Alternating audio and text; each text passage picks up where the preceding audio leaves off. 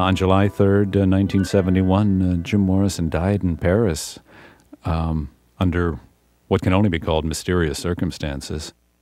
We don't know what happened to Jim in Paris, and I don't think we're ever going to know what happened to Jim in Paris. And the last time I saw Jim was in the recording studio when we were finishing up the album L.A. Woman.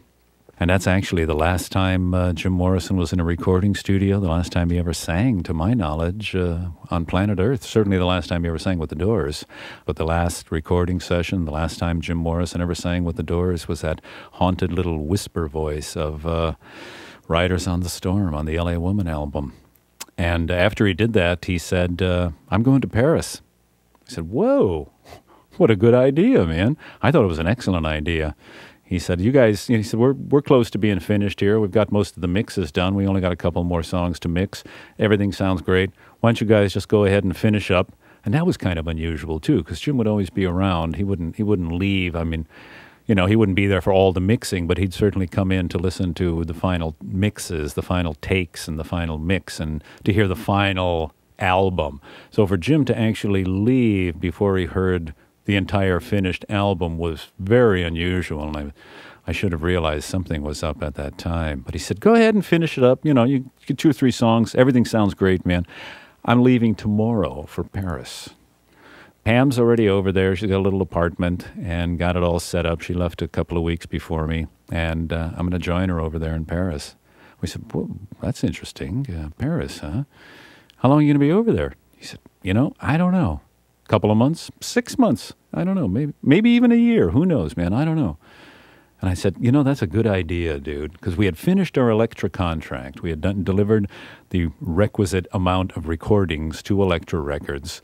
Our contract was concluded, and we were now a free and clear band to re-sign with Elektra if we wanted, to sign with another record company, to do whatever we wanted, or do nothing, you know, to take a long break and just think about man, God, existence, and life. And we had a little bit of money in the bank from the record sales, so we were free to do anything we wanted. So Jim was going to go to Paris. And I said, that's a great idea, actually. Get away from your drinking buddies. Get away from the bad companions and the hangers-on that were always glomming on to Jim and taking him to the bar. And Jim was always paying, and he would wine and dine these sort of ne'er-do-well friends of his, quote-unquote friends. And they were just sucking up his energy and sucking his vital essence and keeping him away from being a poet. He would sit in the bar and talk all his energy away, you know. He wouldn't be home writing. I mean, what he should have been doing was writing instead of talking it out and staggering in way past the midnight hour, far too late. And Pam was always mad at him because he was always running around and getting drunk with his friends. And so Pam and Jim had a stormy relationship. And I think to make things up with her, he was going to go to Paris with her. Why they had picked Paris, I have no idea. They should have gone to London. It would have been a lot better. But they went to Paris for some reason or another. But I thought, that's great. Paris is great because that's the city of light, the city of artists, an American in Paris, Hemingway and Fitzgerald and Henry Miller. And man, that's just get away from all of this L.A. stuff and this whole rock and roll thing and become a poet again. Become the guy that I knew back in Venice, the guy that I knew in film school at UCLA, the writer, the artist, the good guy, the good human being, the funny human being, the intelligent, sensitive, energized young man that I knew back in Venice. And I thought, this is going to be great. Go to Paris and do it, man. Start to write again. Start to become an artist. Just be an artist again. Don't be a rock star. Be an artist. And off he went. And he said, I'll see you, brother. And I said, okay, man. You know, just stay in touch and we'll talk to you in a while. He went off to Paris, and, you know, we didn't hear anything from Jim one way or the other for about a month and a half, 2 months. Record had come out. L.A. Woman was doing great. People say, the Doors are back. The critics said, the Doors are back with their intensity and power once again, and critics loved it, and sales were doing very nicely. And Lover Madly was a hit single, so you had a hit single on an album that had some great long songs, Riders on the Storm and L.A. Woman and like that. And Jim called John Densmore and asked John how the record's doing. And John said, oh, man, it's doing great. You know, it's racing up the charts and people love it. And Jim said, oh, it's terrific, man. He said, man, as soon as I get back, we got to go on the road. I want to play those songs live, you know. I mean, we never got to play those songs live. John said to him, exactly, man. Boy, I'd love to play L.A. Woman and Riders on the Storm. We could take a bass player with us. And Jim said, yeah, why don't we take that guy that played with us, that Jerry Chef guy, man? We'll take him on the road with us. And John said, yeah, that's a great, we'll take him. Maybe we'll take the guitar player. Maybe not. Maybe we'll get some other guitar player. At least take the bass player along. And Morrison said, boy, I can't wait to play those songs. As soon as I get back, man, let's book a little tour. What do you say? And John said, okay, man, when are you coming back? And Jim said, I don't know. I'm having a pretty good time. And, I'll be here for a while yet. And John said, okay, man, well, next time I talk to you, stay cool, man. Enjoy yourself. And that was like in the early June. That was early June. And then by July 3rd, that was it, man. I got a phone call telling me that Jim Morrison is dead. A phone call from this guy that was our manager. And he called and said, I just got a phone call from Paris saying that Jim Morrison is dead. And I said, get out of here. I don't believe it, man, Jim Morrison. Jim Morrison said, Paul is dead. There was a lot of, everybody's dead at that time. Paul is dead because he was walking across the street on the Beatles album, Abbey Road, and he was walking out of step and he didn't have shoes on. And in Italy, if you don't have shoes on, that means you're a corpse. You had a suit but no shoes. That's how they bury a corpse. And see, he's out of step with the other three guys. That means he's dead. People were starting to get a little death obsessed. Manson had happened, and the whole thing was getting a little weird. Obviously the Kennedys were dead, and Martin Luther King was dead. So people were starting to think, my God, Vietnam, the ghosts. This planet was filled with ghosts of dead young soldiers and Vietnamese women and children and Vietnamese soldiers. They were hovering on the planet. So it was starting to get a little spooky on planet Earth. So I said, I don't believe it, man. It's just death rumors, because Jim, here's a funny story. We were at a party, and Jim was supposed to be at the party, didn't come, was a little late coming to the party. Somebody runs in and says, Jim Morrison's just been killed in an automobile accident. Went, oh my God. 5 minutes later, Jim walks in the door. We said, Jim, man, I thought you were dead. He said, no. Rumors of my death have been greatly exaggerated. Always quoting somebody, a Mark Twain quote. And I said, And then it was another time he had fallen out of a window and he was supposed to be dead. So when I heard the story that Jim Morrison was dead, I said, that's ridiculous, man. It's just more of that paranoid death stuff. And this guy said, no, this time I think it's serious. And I said, well, I'm certainly not going to Paris to check out some silly rumor, And he said, don't worry, I've got a 12 o'clock flight. This was like 8 o'clock in the morning. So I got the 12 o'clock flight to Paris. I'm going over there. And okay, fine. Well, find out this time, will you, man? And I said to him, just make sure this time, will you? 3-4 days later, I get a phone call. This guy says to me, we just buried Jim Morrison. This was like on a Friday or Saturday. It was Friday, I think. Maybe it was Saturday. I forget, Friday or Saturday. It was either Monday or Tuesday morning. We just buried Jim Morrison. I said, what? I said, what are you talking about? I said, yeah. I said, wait a minute. This is like a rumor. This is not a rumor. This is not a silly little paranoid fantasy. You mean he's dead? Yeah, he's dead. We put the coffin in the ground. Cemetery is called Père Lachaise Cemetery. It's right in Paris. Beautiful old cemetery. Edith Piaf is there, and Isadora Duncan is there, and Heloise and Abelard, and Céline may be buried there for all I know. And Chopin is there, and Molière is there. So there's a lot of artists there. Beautiful old. I said, I don't care who's there, man. Wait a minute. What happened? This guy's, I don't know. I don't know what happened. Was he hit by a truck or something? No. His heart stopped. What are you talking about? I said, how does he look? And this guy said, I don't know. I never saw the body. I said, hold it. What do you mean you didn't see the body? It was a sealed coffin. They buried a sealed coffin. And I said, you mean you didn't say, let me see Jim Morrison. I want to see Jim Morrison dead. You're telling me Jim Morrison is dead. Show me Jim Morrison dead. As a manager of the band, you say, that's our lead singer, that's Jim Morrison. Let me see Jim Morrison dead. Jim Morrison was never seen dead. That coffin was put in the ground, covered over, and that was it. I said, that's it? He said, that's all I know, man. I'm telling you what I know. I was here. He's dead. Pam was all broken up. I'm telling you, Pam was just crying and weeping and everything. And, I just couldn't bring myself to open the coffin. I said, oh, God. And we're waiting for Jim to come back. You know, we're working on some songs. John and Robby and I are getting together, you know, every Tuesday and Thursday, a couple of hours in the afternoon, putting some little ditties together, working on some tunes, a little of this, a little of that, keeping the chops up, writing some songs. I had started writing some stuff. John was working on some songs himself, and we're taking this opportunity to do some wood shedding, as they call it, and work on some tunes and waiting for Jim to come back. And all of a sudden, assuming, of course, that Jim's coming back, all of a sudden Jim Morrison is not only is he not coming back, Jim Morrison is dead. Jim Morrison will never be seen again. Your buddy, your pal, your friend, your brother, your soulmate, the guy, you know, Dionysus. I played Apollo to his Dionysus, and Apollo and Dionysus are never going to hug again, are never going to make love again on stage, are never going to make art together. So everybody in the band was completely destroyed, man. And that's the story.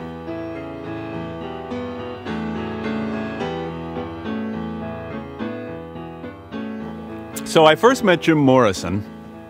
Jim Morrison and I actually went to the film school at UCLA. That's where the Doors got started. Doors got started at the UCLA Film School, University of California, Los Angeles. And the time period was 1963, 1964, when we were film students at UCLA. We graduated in the summer of 1965. I got my master's degree, and Jim got a bachelor's degree. Unlike what is portrayed in the heinous film about the Doors, Jim Morrison did not quit UCLA. He did not say, "I quit," after they panned his film. And they did pan his film. I mean, Jim's film was not highly received by the collective student body and the faculty at UCLA at the time of the student screenings. But personally, I thought it was brilliant. So Jim's film was basically it was poetry. What's interesting about it, it was a cinematic poetry. It was a juxtaposition of images that really didn't have any relationship to each other necessarily, but after 7 to 8 minutes went by, it became a collective whole and became a poetic piece. And I thought it was quite brilliant. It was nonlinear. It was purely experimental. It had a great shot of Jim doing a great hit toke off of a huge bomber, which for those of you who know, you know what a bomber is: a spliff, a doob, a blunt. Because we were all heads at the time. See, that's the whole point of it. The whole point of the UCLA Film School and the whole point of 1963, 64, 65, 67 in Venice is that we were all heads. Everyone was high. Everyone was giggling and laughing and having just the grandest time. You know, that's what that intoxicant does to you. That the good green herb that grows on God's good green planet is an intoxicant. It's a delightful thing that just takes you into another state of being that puts you into a very silly, funny state. So Jim Morrison's student movie was a very silly, very funny, and very poetic student movie along the lines of Jonas Mekas film culture out of New York City. Now, I myself had made a couple of student movies at UCLA also, starring my girlfriend at the time, Dorothy Fujikawa, who has long since become my wife.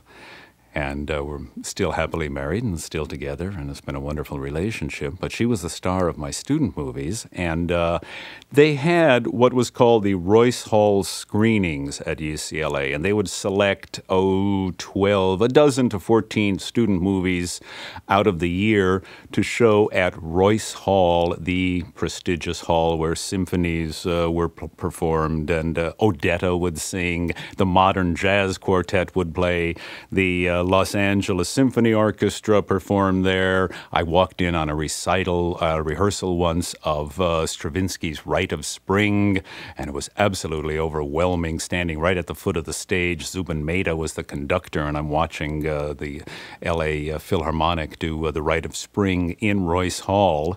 Well, lo and behold, a few months later, Ray Manzarek's student film Induction, and the year before that, Evergreen, were shown at the Royce Hall screenings, and that was like a big honor for the best dozen or so student movies. Jim's didn't make it in, unfortunately. He was panned by the students and panned by the teachers, so his movie didn't make it into the screening, nor did it actually make it through the projector. He had trouble with making splices. Jim's forte was not splicing two pieces of film together with a tiny little tape and the tiny little 16-millimeter splicer that you had to use. My two movies, however, Induction and Evergreen, made it into the Royce Hall screening, so they exist. And in my student movies, you can see what UCLA looked like in 1962, 3, 4. The early days, the actual Venice apartment that we lived in. And Induction is about my going into the Army after a tumultuous love affair that ended badly, and my joining the Army. And you can see that movie, Induction and Evergreen, are on the Doors Laserdisc, called The Doors Collection, on, here's the plug, folks, on MCA Universal Home Video. So at UCLA, the actual schooling at UCLA, the film school, was absolutely fabulous. We had some incredibly great professors who, at the time, were trying to get us to be like the French Nouvelle Vague, like Kurosawa in Japan, and Ozu, and Mizoguchi, the Japanese directors, or Satyajit Ray, or Fellini, and Ermanno Olmi, and directors like that. And that's what they wanted us to be. They wanted us to be artists. They were pushing us in the direction of artists. And Colin Young was the head of the department. He brought in visiting Hollywood heavyweights and worldwide heavyweights to come and teach at UCLA. One of the teachers at UCLA was none other than the fabled French director Jean Renoir, the son of Renoir the painter and the great director Jean Renoir himself. And he brought romance to the school, that great French romanticism. And I never had a class with him. I was about to take, he taught the directing class. I was about to take the directing class, and he had gone. You know, the summer had gone by, and he was only there for 1 year. I had signed up for the directing class in the fall, so they brought in a substitute for Jean Renoir. Changed my whole life, man. Joseph von Sternberg. I actually was taught a directing class by Joseph von Sternberg, who directed all the Marlene Dietrich movies, who directed her in The Blue Angel and The Shanghai Express and Morocco and The Devil is a Woman and Blonde Venus and Scarlet Empress. And von Sternberg was changed my life. He changed my outlook on art. He was the one who was able to take that dark, brooding, Germanic romanticism, film noir, and expressionism, and he opened my mind to how to make movies that were deeply passionate and perhaps even slightly kinky, who knows. I think the Doors music eventually came out to be slightly kinky and slightly Germanic. I mean, the Doors did the Whiskey Bar, Brecht and Weil. So, and Jim Morrison, the next semester after me, took the same class with Joseph von Sternberg. So here's these two guys who are going to put together the Doors come 2-3 years later, and they are both being affected by Joseph von Sternberg, the director of Marlene Dietrich. And maybe that's why the Doors are what they are today. So Joseph von Sternberg took us into the small 3K7, Bungalow 3K7, the screening room, where all the films were shown and all the student films were shown. And he sat us down and said, okay, boys and girls, students, I'm going to show you The Blue Angel. I'm going to show you Morocco. I'm going to show you The Shanghai Express, which was my absolute all-time favorite. Marlene Dietrich and Anna May Wong together in The Shanghai Express were two of the sexiest women I have ever seen in my life. And I thought, I want to be married to both of these women. This is what I want. I want this. I want the blonde Venus, and I want the dragon lady. The two of them were absolutely gorgeous, absolutely sensual, stunning, and just brilliant, brilliant women. And it if I may say so, I think Dorothy Fujikawa comes as close to putting those two women together as any woman I've ever met, and perhaps that's why we're still married, and that's why she was the star of my student movies. So von Sternberg took us into the Bungalow 3K7, but also Colin Young and the other guys at UCLA, Ed Brokaw and Bill Adams and Hugh Gray, another learned, scholarly gentleman, brought in filmmakers from Hollywood and avant-garde filmmakers. We saw at UCLA, Kenneth Anger's film, Scorpio Rising. We saw, and this is funny, we saw the Andy Warhol movies. The first movie we saw was called Sleep. And here's a guy sleeping. And so we stood there, we watched the movie for 5 minutes and said, is this it? And somebody said, it goes on for 6 hours. And we said, 6 hours? What did he do? Just film the guy sleeping? And he said, yeah, that's the joke, man. Out we went. We came back, and there was another movie playing. We thought, okay, this is going to be good. This is called Empire. We thought, oh, Empire is going to be great because it's going to be about the Empire State or Manhattan and all the kinky stuff going on in Manhattan. It's a shot out the window of the Empire State Building, and it goes, and it goes, and it goes, and that's all it is. And everyone went, boo, Andy, you big phony, get out of here.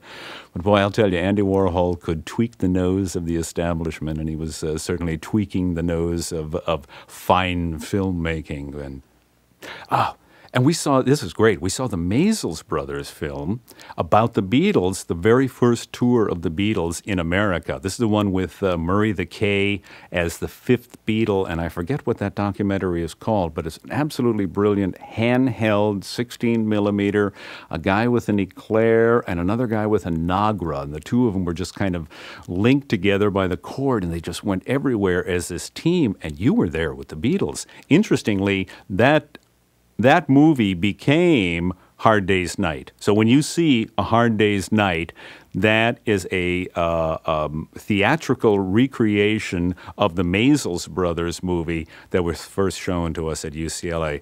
And I swear, man, seeing that movie, Jim Morrison and I looked at that, kind of looked at each other and thought, hey, rock and roll, man. Rock and roll, screaming, people are screaming, and and Jim is single, he doesn't have a girlfriend, he's saying, chicks, man, all the chicks, look at that, the money, fame, power, music, we can make music and have girls screaming for us.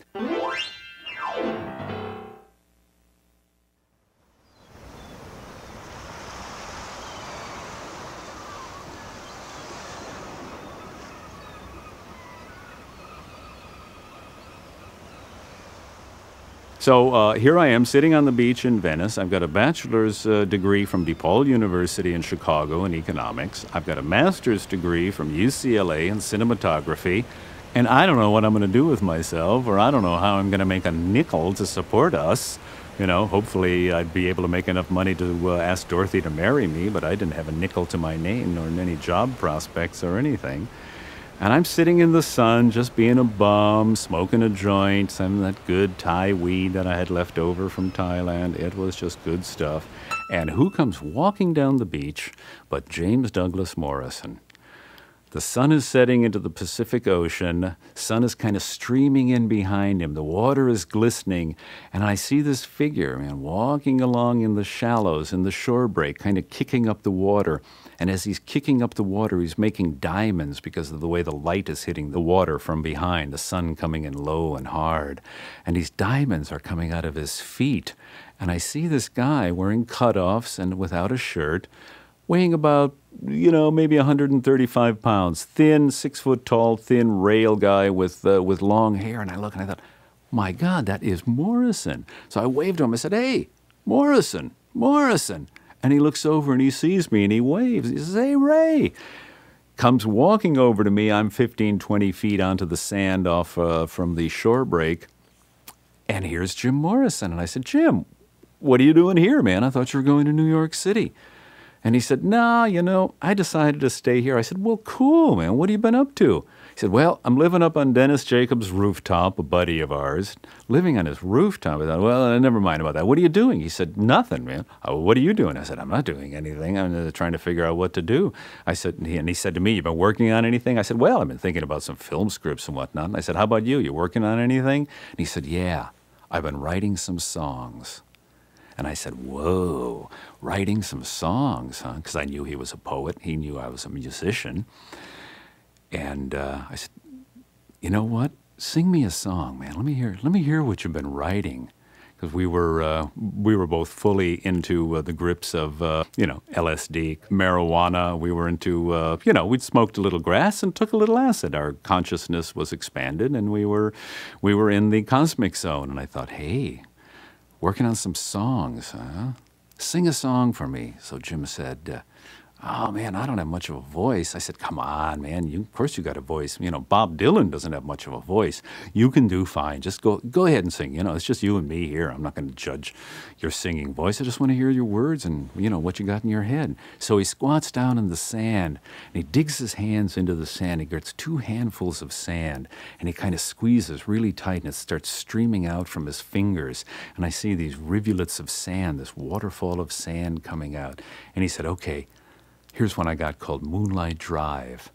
And he starts to sing. And I heard these words, man. It was like, let's swim to the moon. Let's climb through the tide. Penetrate the evening that the city sleeps to hide. And I thought, whoa, those are just too cool. That's psychedelic. I've never heard lyrics like that for rock and roll. So as he's singing it, I'm hearing the chord changes behind it and hearing the things that I could do musically, and it's kind of got a funk groove to it. And it's kind of like, let's swim to the moon. Let's climb through the tide. And I'm playing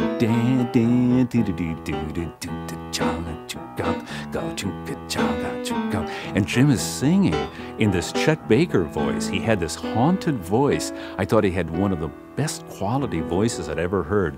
If any of you know who Chet Baker is, he's a trumpet player, and he has this kind of whispery, kind of soft, haunted voice. And here's Morrison on the beach singing Moonlight Drive to me in a decidedly Chet Baker voice, right on pitch, right on tone, and right in the rhythm. He had this nice sense of rhythm, and it just kind of went ka-chunka, chunka, chunka, chunka. And it was hypnotic, man. I was feeling what he was doing. I thought, this is too cool. And he sang the rest of the song, and I said, man, I love it. This is incredible. I said, do you have anything else? And he said, yeah, I've got a couple of other things. One's called Summer's Almost Gone. I got another one called My Eyes Have Seen You. And I said, My Eyes Have Seen You? Oh, this is amazing. And then he sang My Eyes Have Seen You. He did a little of Summer's Almost Gone. And I thought, I don't believe this, man. These are the best songs. I told him, I said, Jim, these are the best songs I've ever heard for rock and roll. With those lyrics, what I can do on the keyboards playing behind that, man, we got to get a rock and roll band together. And he looked at me and he said, Ray, that's exactly what I had in mind. And I said, cool, man. All right. What do we call the band, though? I said, whoops, wait a minute. Okay, let's get realistic here. We got a rock and roll band. He's a great singer. I'm a great keyboard player. And he looks great. And I thought to myself, and I didn't say this to him, I thought, the girls are going to absolutely fall in love with this guy. The lyrics are great. The music is going to be great. We are going to be spooky, weird, and psychedelic. And on top of it, we got probably the best-looking guy I have seen in a long time, since Steve McQueen. It was like a running battle. Who was the best-looking guy? Was it James Dean? James Dean was gone. Okay, you got Steve McQueen and Jim Morrison. My bet would go with Jim Morrison. I thought he looked better than Steve McQueen.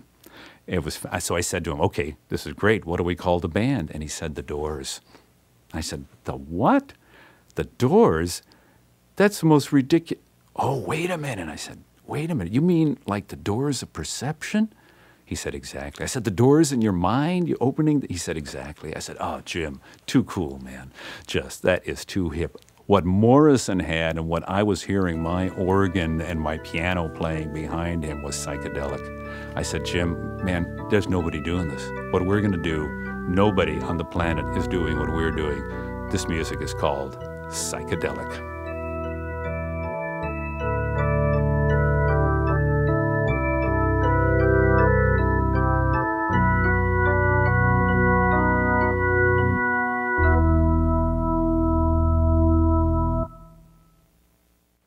Ray Manzarek had a life, before the Doors got started. And this might be a good opportunity to do a quick capsule of the life of Raymond Daniel Manzarek, born February 12th, 1939, on the south side of Chicago, Illinois. So basically what I did is I grew up on the south side of Chicago, 35th and Western, approximately 35th and Western, McKinley Park area. Went to a little grammar school called Everett School, 34th and Bell Avenue. And then did my grammar school there, 8 years, and went off to St. Rita High School, 63rd and Western at the time. Manzarek is a Polish name. Third generation. Let's see. My grandparents came over in the great migration to America from Eastern and Southern Europe, and so we went to school. That's what we did. We went to university. You kids are going to go to university and get a better life than we had. Okay, fair enough, Mom and Dad. We'll do that. Unfortunately, we went to college and we became artists, and I don't think that's what exactly they had in mind. We were supposed to be lawyers and doctors, and Dorothy was supposed to be a pharmacist. I was supposed to be an attorney. Jim was supposed to be a diplomat. If he wasn't going to go to the military academy, which there was no hope for him, Jim Morrison would never go to the military academy. At least he was supposed to become a diplomat. So unfortunately, to our parents' chagrin, we all became artists. And it's not exactly what they had in mind. Not only that, we became artists and heads. We became, intoxicants, people who had ingested psychedelic substances and broken on through the other side and seen through the web of Maya. And I don't think that's what our parents had in mind. But Raymond Daniel Manzarek Sr., my father, was a machinist at International Harvester in Chicago, a good UAW man. God bless him. He took me to my piano lessons, and, he took me to my basketball games when I was too young to go on my own. And, he was a marvelous, supportive father. He had no idea what the hell I was doing. But when I sat down to play the piano and played some boogie-woogie and whatnot, he loved it. And my mother, Helen Kolenda, another, they're both Polish and from the south side. And she was absolutely marvelous. My mother and father were hip. My father played the guitar. My mother had a great voice. And they used to collect back in the 30s, and they told me about this, later on. They used to collect Bessie Smith records. They had 78s of blues people and Bessie Smith and all kinds of singers like that. My mother couldn't remember what the names were, but she said, we used to go to Maxwell Street and we'd go into these little record stores. I mean, they weren't even stores. They would have just a sort of a rug hanging to keep the cold out, and you'd go in behind the rug and they would have records. They would have just the greatest music playing, Raymond. I tell you, those black people, they've got it. I said, yeah, Mom, I agree. Those black people, they've got it. So my parents being, musically astute, certainly not classical buffs or anything, but they loved the blues. They loved the African American music. It had gotten right into their soul. So they thought it would be a good thing for me to take piano lessons. Thank God they didn't have me on the accordion because, early 50s in Chicago, lots of people played the accordion. Probably from 8 or so to 11 after practicing, I finally heard something that I liked. And that's the thing that really did it. I heard Albert Ammons and Pinetop Smith. Those two guys, man, God almighty. Once you've heard Boogie Woogie, if you're a piano player and you're playing that little stride piano, which is kind of just a silly little, vaguely white man kind of thing, and you hear a black guy playing a boogie woogie piano, that is it. That left hand was just a killer. And I said, that is what I'm going to learn how to do. And I sat there working on my left hand over and over and over, trying to get that trying to get that beat, that thing, that repetitive. And what was great about it, and what eventually translated into the Doors, is that left hand became the left hand for the Doors. That is the bass. I played the left hand, with my left hand in the Doors, I played the piano bass utilizing the same techniques, more or less, hypnotic drone that I discovered in playing boogie woogie at 11, 12 years old on the south side of Chicago. And that is the key to the whole Doors thing. It's basically, from my perspective, it's basically a boogie woogie piano, a linear line, but a boogie woogie piano technique with a hypnotic drone over and over and over the same lines. Like the solo for Light My Fire is A minor to B minor. It's just a simple triad, A, C, E, B, D, F sharp. So it's dun, dun, dun, dun, dun, dun, dun, dun, dun, dun, over and over. And on top of that, then I could solo the same way a boogie woogie piano player would do it. I would solo and begin to do all kinds of things. After I finished my solo, Robby Krieger gets to do his solo. The guitar player just solos and solos and solos. And then the two of us do sort of a contrapuntal thing together. Meanwhile, that left hand is doing exactly the same thing that it started off doing, dun, dun, dun, dun, dun, dun, and that's boogie woogie piano. Softball in Chicago, we used to play with a large softball. You just float that thing in, man. You put all your body into it. I was pumping iron at home. I started working out. I was getting strong. I was getting up to about 135 pounds, 12 years old, man. Put that ball in front of me, man. Let me hit that ball. It's our turn to bat. I'm the second batter this inning. First guy up, whatever he does. Just as I'm about to get up to bat, man, the whole point of the ball game, for me, just about to get up to bat, I hear off to the right-hand side of the playground a mournful sound. The radio was turned to a station that I had no idea what it was. I heard this mournful wail of a harmonica. I heard a backbeat behind it, 2 and 4, emphasis on the 2 and 4. And I heard an electric guitar playing some snaky kind of, I don't know what, man. It was just like a snake was playing. A backbeat was going on 2 and 4. A harmonica was crying, moaning in the moonlight. And then a man's voice came in full and deep and throaty and full of an anguish and a passion and a knowledge that I'd never heard before. I heard that music, and I just stopped halfway between the batter's box and where I was. And I looked over there, and the guy behind me said, "Hey, Ray, get in there, man. Get in there and hit. It's your turn. Come on, get up there, man." And I turned around to him, and I gave him the bat, and I said, "Here, man, you go ahead and hit. I got to see what this is over here." And off I went, man, sacrificing my turn at bat to hear this music. And I got closer and closer to the radio, and when I got there, I didn't even know what it was, man, but I'll tell you, now I know what it was. It was the blues. It was the south side of Chicago. I don't know who the artist was. It could have been Muddy. It could have been John Lee Hooker. It could have been Magic Sam. It could have been Howlin' Wolf. It could have been any one of 100 guys. But when I heard that music, I thought, oh my God, this is the most brilliant music I've ever heard. This has got the wail of a lost soul. It's got the snakiness. It's got a rhythm to it. It's got a fury and a passion and a compassion. The singer's voice was just so full of wisdom and full of pain at the same time. And I heard, you know what it did? It connected with my Slavic roots, you know, because Slavic music, when you listen to Russian classical music, Slavic music is so mournful and deep and kind of heavy. But when you put that with a 2 and 4 backbeat, man, and you put a blues, a 1-4-5 progression behind it, it changed my whole life. That was it. I even had to give up my turn at bat for the blues.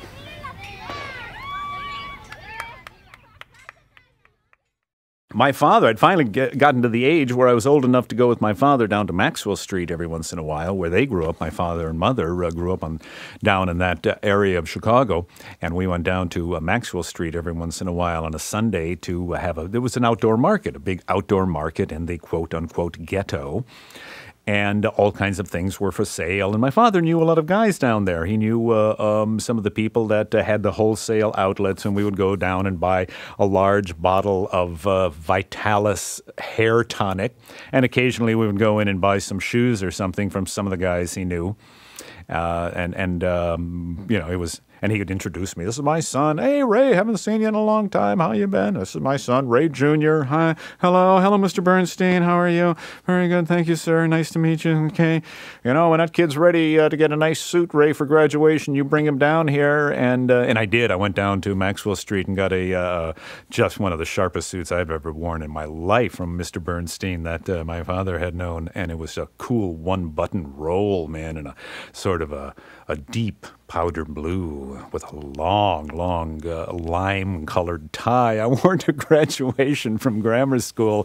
It was cool. It was like, I looked like Bo Diddley or something, a Mr. B collar at the time, and it was just a whole jelly roll kind of thing going on. And the guys that I met were great. That was the first time I'd ever experienced a corned beef sandwich. We walked into one of the delis down on Maxwell Street. The smells hit my nose, and I thought, I am in meat heaven. The garlic and the steam tables, and I saw huge mounds of corned beef and stacks of rye bread with all sliced, ready to go. Huge mounds of onions and Chicago hot dogs, man, on a grill. Dozens of them with a mound of onions just waiting to make you those Chicago Red Hots. You want a Red Hot? Hey, kid, how about a Red Hot? Ray, you want a corned beef? Man, it was one of the greatest experiences of my life. It was a nose experience, olfactory experience, like my oral experience of hearing the blues. And it had our sandwich. I had a hot dog, of course. You got to have a Chicago Red Hot. My father had a corned beef. And then we went out onto the street, walking down the street, and saw the outdoor blues players on the south side of Chicago and Maxwell Street, man, doing some religious things and just doing some blues things, some bottleneck stuff, little tiny amps. And when I actually saw the dudes doing it live, I thought, this is unreal. This is absolutely unreal. You know what I thought? I thought, white people are not capable of this. There is a soul, there is a grace, there is a dignity, there is a passion, and there's another place that you can go to that white people just can't at that particular time. This is like, 54, 55, something like that. White people are not allowed to go there. Thank God what has happened since is that rock and roll and the blues have opened up that area of passion to white people, and we are all able to share, through the genius of people like Muddy Waters and Howlin' Wolf and John Lee Hooker and Jimmy Reed and Magic Sam, and then Chuck Berry, the inventor of rock and roll as far as I'm concerned, and Little Richard and all the rockers. We are able to share a common space now. White and black can share a common music, and the musical destiny of America is no longer racially exclusive. All we have to do is take what we know about each other musically and bring that together into our day-to-day lives, and America will realize its destiny in the 21st century as this great democratic, multiracial society that it was always intended to be. And it's going to be an absolutely delightful, peaceful, thrilling, exciting place to be, in which all the races will live together in harmony. See how good it is for brethren to dwell together in harmony. And man, that's what was happening on the south side of Chicago, 1954 on Maxwell Street. Watching the guys play their music out of these tiny little funky amps was an absolutely thrilling experience.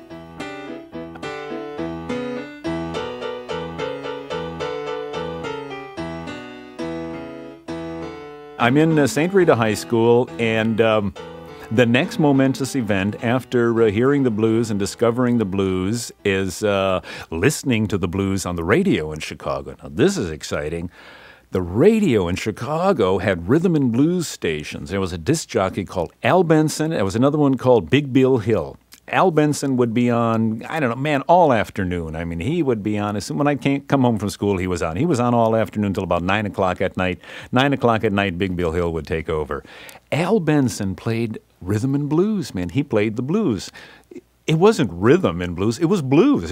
Here's a new record by Muddy Waters. It's called I'm a Man. Here's a new record by Howlin' Wolf, and you'd hear one of Howlin' Wolf's songs, Moanin' in the Moonlight, that great album of Howlin' Wolf's, Moanin' in the Moonlight, Smokestack Lightnin'. That's the one that killed me, man. All of this stuff is on the radio, man. And I'm 16 years old. I'm a junior at St. Rita High School with 2,000 guys. Nothing is going on. I've never been laid. I don't know if the time I'd even kissed a girl. I don't know how do you even meet a girl? How do you talk to a girl? But man, on the radio, it was just going. It was just cooking. It was pure sex, pure energy, pure power, and pure passion. I tell you, man, the radio saved my life, saved my soul. So I'm also listening to Willie Dixon. You know, he was like he was the songwriter. You know, and only later did I learn that Willie Dixon was the guy who had written so many of those songs.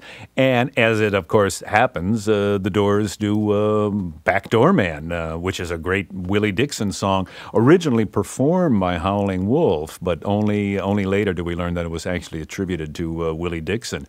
So we were all in love with the blues, everybody on the Doors, and the album Absolutely Live, the Doors live album Absolutely Live, opens with our tribute to Bo Diddley, in which we do Who Do You Love?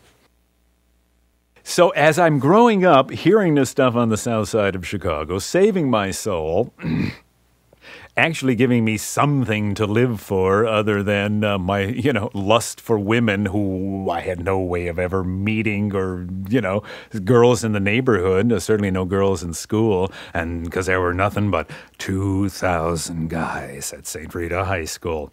Then what comes along? This is great. Elvis Presley on TV.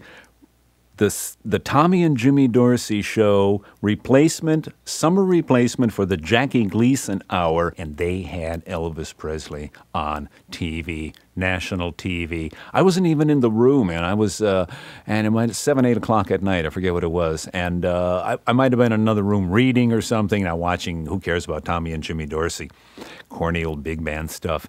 My mother calls me, Raymond, come in here. You better see this guy. He's a real cool cat. You like this kind of stuff. And I hear, well, it's a 1 for the money, a 2 for the show, a 3 to get ready. Now go, cat, go, but don't you run into the living room, look at the TV set, and there's Elvis Presley doing Blue Suede Shoes, man.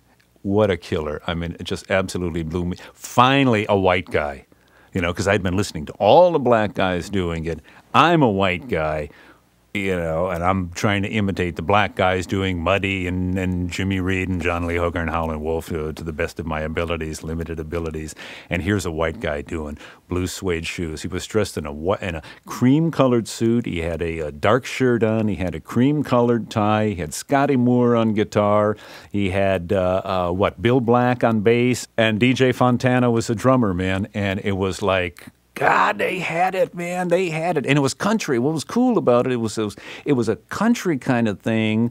It wasn't a big city Chicago sound with the mournful wailing that I was used to. It was a little lighter and a little more up, even though it was Blue Suede Shoes and it was a funky song. It had a little country thing to it because it was like sort of an acoustic guitar. And I thought, this is too cool, man. And after that was it. I mean, the whole floodgates just exploded with rock and roll. As soon as that was on TV, man, the radio was just playing Little Richard, and the radio was playing Jerry Lee Lewis, and there was Fats Domino, and my God, rock and roll just absolutely exploded. The first wave of rock, and it swept America, and every white kid in America went totally bonkers, totally insane, and just went absolutely fuck crazy. And their parents knew that this is the end. This is the end of Western civilization as we now know it. Our teenage daughters are completely gone, and they're listening to this wild, insane, crazed music. And the boys, of course, who were sex mad to begin with anyway, now had this thrusting, gyrating, pelvic movement of Elvis Presley to try on the daughters of America. We went mad.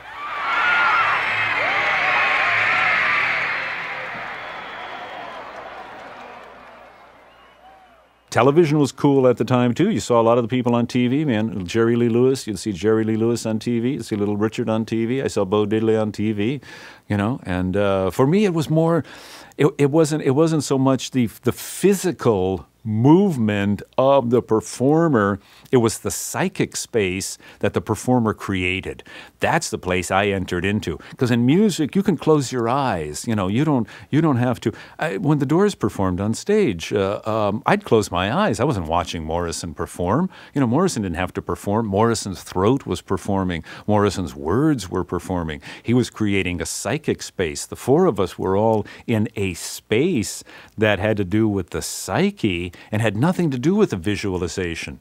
Rock and roll is not supposed to be a show. Rock and roll is supposed to be a psychic event in which you lower yourself down into the unconscious and you tap into that collective consciousness that permeates the earth, the serpent power, the serpentine powers of the telluric force, the very power of the planet, the Dionysian powers of regeneration. That's what rock and roll is supposed to get into. That's what I saw Muddy Waters get into. That's what a Doors concert was all about.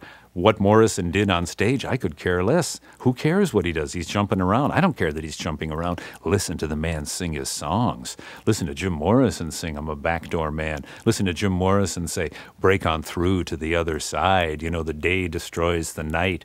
Night divides the day. We tried to run, tried to hide. Break on through to the other side."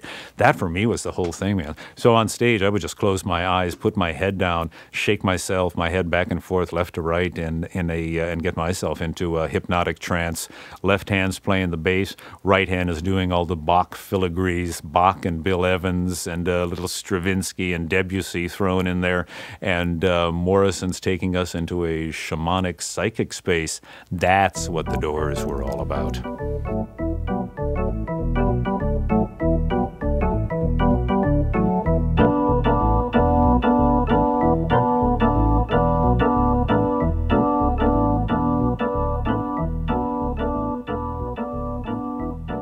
I'm in DePaul University, working with a couple of dudes, playing a little bit of rock and roll here, a little rock and roll there. One of my high school buddies, Fred Hindle, played drums, and so played some little lounge gigs with him. And Dennis, whose last name slips my mind, played some little guitar and stuff. And somehow or another, I had met a woman manager agent who had a songwriter son. I believe her son was a songwriter, a son or certainly someone she was managing. He and I got together, and he had a song called "Now Look What You Done." And I heard read the words and thought, this would be a real good kind of bluesy thing. Let me put some blues to this. So eventually the song became, "Now look what you done, now look at you left me here, the lonely one, and all I can say is look what you done, the shadows cry, and memories fall," something like that. Blues and memories, and and I recall, your love was my life, as warm as the sun, and all I can say is look what you done, So it was a country, actually what this guy was a country writer, but because of the whole rock and roll thing between country and blues becoming rock and roll with Elvis Presley and all those other cats and Jerry Lee Lewis and Carl Perkins, who was incredible, and all of that stuff coming out of Sun was country and western and blues. So that's what this guy was, basically a country and western writer. But I put the blues thing to it. And the lady said she was going to go off and do something with it and maybe take it around to some of the blues guys. And I said, hey, that sounds fabulous. Let me know if somebody does it. 6 months later, I hear the song on the radio, man. Muddy Waters has a new single out.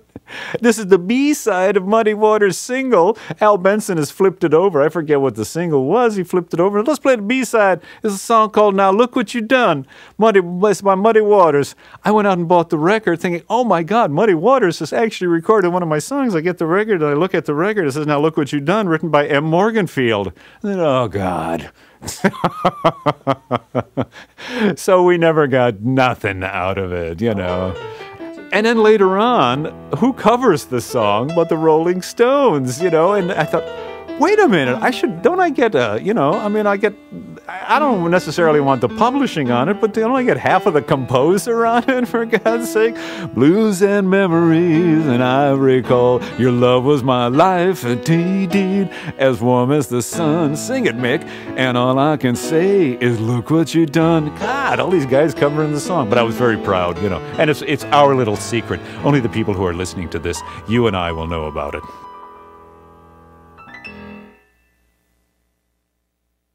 I had done 2 solid semesters of film school, and my relationship with this girl just fell apart. She wanted to get married. I don't know why she wanted to get married. I didn't want to get married. And then she broke up with me. I thought, you can't break up with me? But. So she left me and went off with some other guy. And I was heartbroken. So I thought, God, man, I'm heartbroken. So I thought, you know what? And I have to be a soldier or something. I thought, well, you know, since I'm heartbroken and completely distraught, this might be a good opportunity to leave this situation, do my military obligation, and get into something, get into cinema. I mean, they have cameramen and stuff, and something in photography or something like that. So that was the next stupid decision I made. Law school and joining the Army were 2 of the dumbest things I've ever done. I joined the Army and I was going to get into be a cinematographer, be a cameraman. Thank God I didn't, because it was just before Vietnam broke out, and Vietnam could have, the Vietnam War. I could have been a cameraman out in the jungle in Vietnam. That's what would have happened to me. So, my God, what have I done? That would have been hysterical. You know, I was out there with a little 16-millimeter Bell and Howell trying to block bullets in the middle of the jungle, man. So I became a darkroom man. I got into darkroom, which that was great. They sent me to Fort Monmouth in New Jersey after I did my basic training at Fort Ord, and went to Fort Monmouth in New Jersey and learned darkroom, still development of still photographs. And that was absolutely fabulous. And I was there for I don't know, maybe 6 months or so. And dig it, this is what's really great about the whole thing, is that I am right outside of New York City. I am 22 years old. I got a couple of bucks in my pocket because I'm in the military. There is a bus that stops right in front of Fort Monmouth, very close to Red Bank, Count Basie, kid from Red Bank, New Jersey. A couple of stops away, bus stops right in front of there, takes you all the way into the bus terminal, 43rd and whatever the heck it is, in the middle of New York City, man. I got on that bus, I went into New York City the first weekend I had, and I went every weekend into the city after that. I thought, this is heaven. I am home. As great as California was, you know, it's a whole different thing. New York City is the throbbing, vital, artistic core of the world. This is it, man. I saw Coltrane. I saw John Coltrane Quartet at Birdland. I saw Charlie Mingus rehearsing his band on a Monday night at the 5 Spot with Eric Dolphy playing sax and a bunch of other cats. And I was like 3 feet away at the bar. He had spread out the charts on the tables in the club because it was Monday night and there wasn't anybody there. You know, there were a few people, there were a dozen people there. I'm sitting next to Charlie Mingus calling Eric Dolphy on the carpet. No, stop. Eric, right here. Look, check it right here, man. Just read it right here. Go ahead, play it one time yourself. Go ahead, play that, Eric. And Eric played it. You got it? Yeah, I got it. Oh, okay. All right, let's take it again. And they're off doing something, man. And then I finished up my schooling, darkroom studies, and they sent me off to Okinawa. And Okinawa was like, whoa, I am in the Orient. This is incredible. I was a darkroom man, but I didn't. I wasn't assigned to the darkroom in Okinawa, and this was fabulous, man. They shipped me off instead to Thailand. Now you know what grows in Thailand. you ever hear of Thai stick? So on the way to Thailand, we're going to go to some place called Korat, Thailand. the middle of nowhere, man, on the big plain, the central plain. Unfortunately, I wasn't down in the tropical lushness, loveliness, or in Bangkok or anything. But on the way to Thailand, on one of these big monster, jumbo moving people mover, equipment movers, we landed in Vietnam. So I was actually in Vietnam, in Saigon, at the Saigon airport. I wasn't allowed to leave the airport. I was in Vietnam for 3 hours. And I must say, I saw some of the most beautiful women I've ever seen in my life. Those Vietnamese women with the áo dai, I think it's called, the long dress that they wear that's slit all the way up, and it's just, God, it's just flowing. And you could see that they were absolutely gorgeous. The women were so beautiful and so graceful and so delicate. And the fact that a whole war took place there and the slaughter was like totally insane, because it was just it was a lovely country, just all around the airport, palm trees, and it was just, the smell in the air was just of flowers. So the fact that what went on there is a real tragedy. So 3 hours, I spent 3 hours in Vietnam, off to Thailand, man, where I got my hands on the Thai stick and the Thai weed. Holy cow, man, was that stuff strong. I remember sitting one Saturday afternoon, we had gone into town. You could go into town and you could buy your mixed marijuana, cigarette, betel nut, maybe some pipe tobacco. We went into this one guy's place, and he's got a big chopping block and a bolo knife. It's about a 2.5 by 2.5 square of wood and a big bolo knife, and he's got clumps of Thai marijuana, pipe tobacco, Lucky Strike tobacco, and betel nut.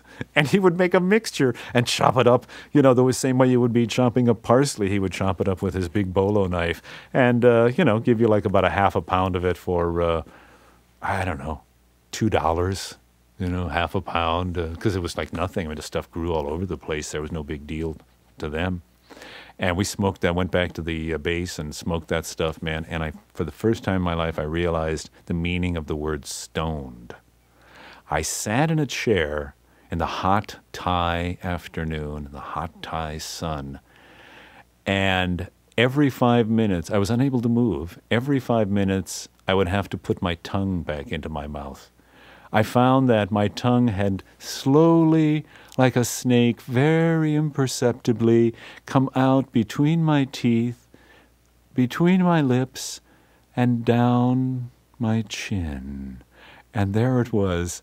And I'd be sitting there with my tongue all the way out of my mouth. At the furthest point it would go. And at that point I would go, gulp, and push my tongue back into my mouth. Sat there for 4 hours, man, stoned, in an absolute state of bliss. Now, isn't it interesting that I actually spent those 3 hours in Vietnam, in the Saigon airport in the Saigon, the military base, and about 5 to 6 years later, the Doors become the #1 band in Vietnam. Jimi Hendrix, of course, and the Doors, man. Guys have come up to me and said, you guys are the soundtrack to the Vietnam War. Apocalypse Now, the movie. And these are guys who are actually there. They said, man, you and Jimi Hendrix.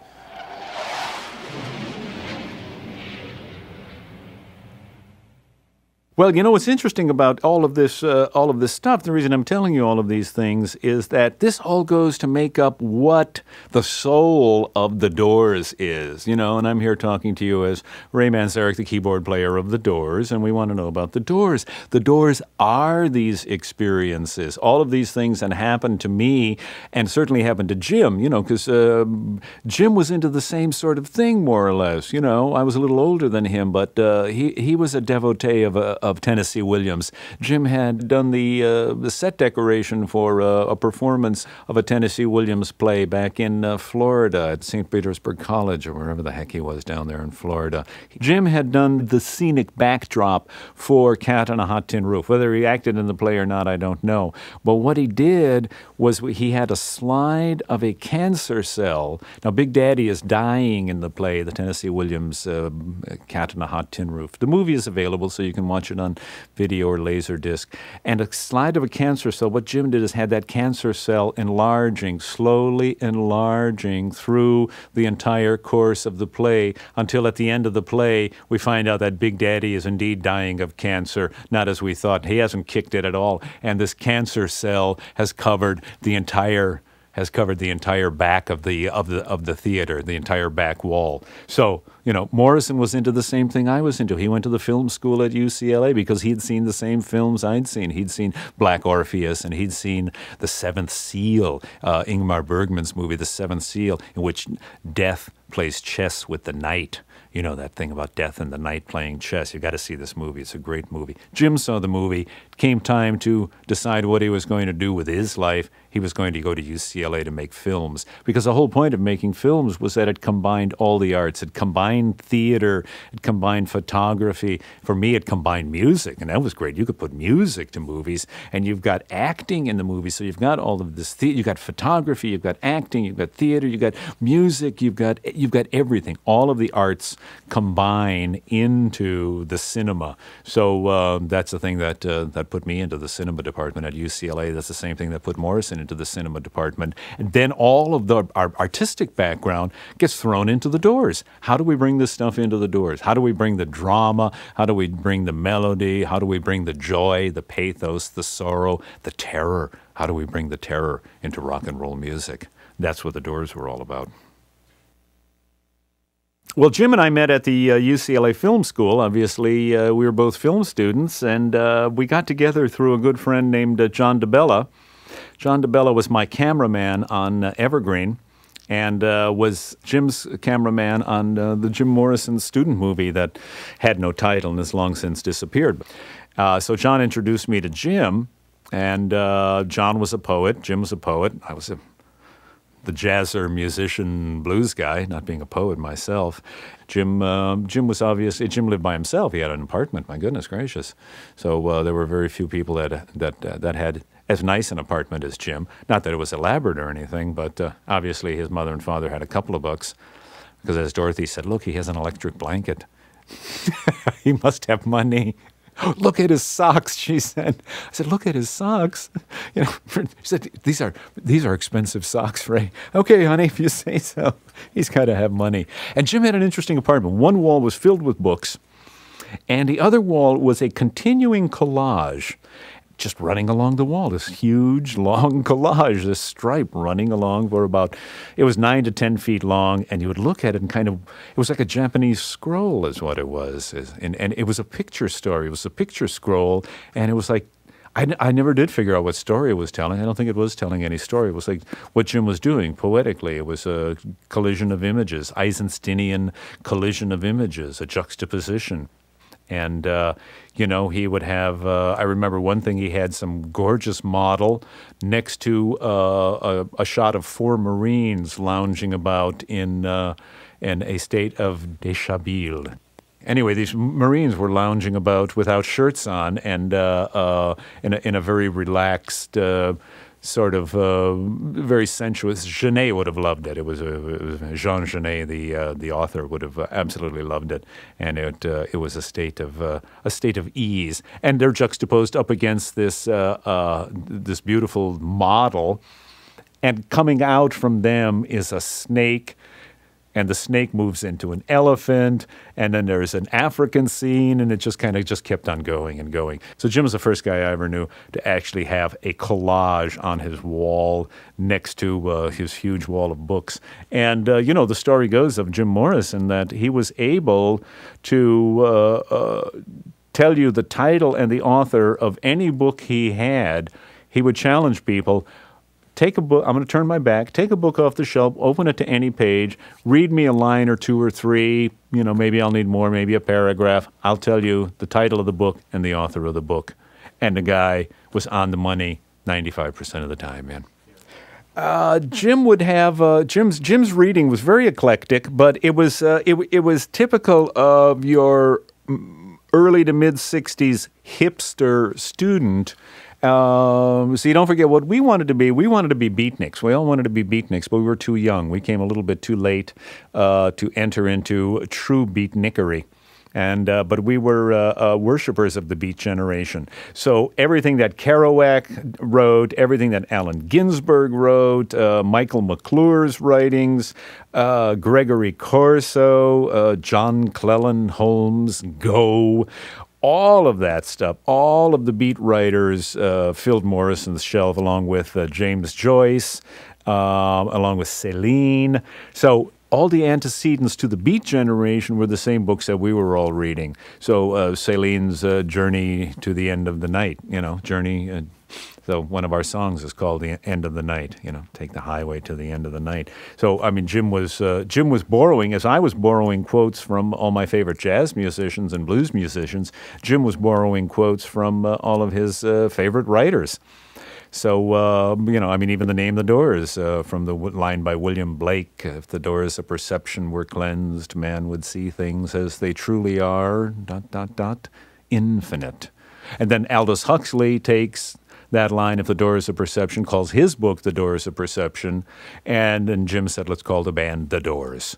So we were always borrowing from past artists. So that Morrison's shelf of books was very eclectic, but standard evergreen review, New York City, hipster, San Francisco hipster, beat, jivester, jivnik.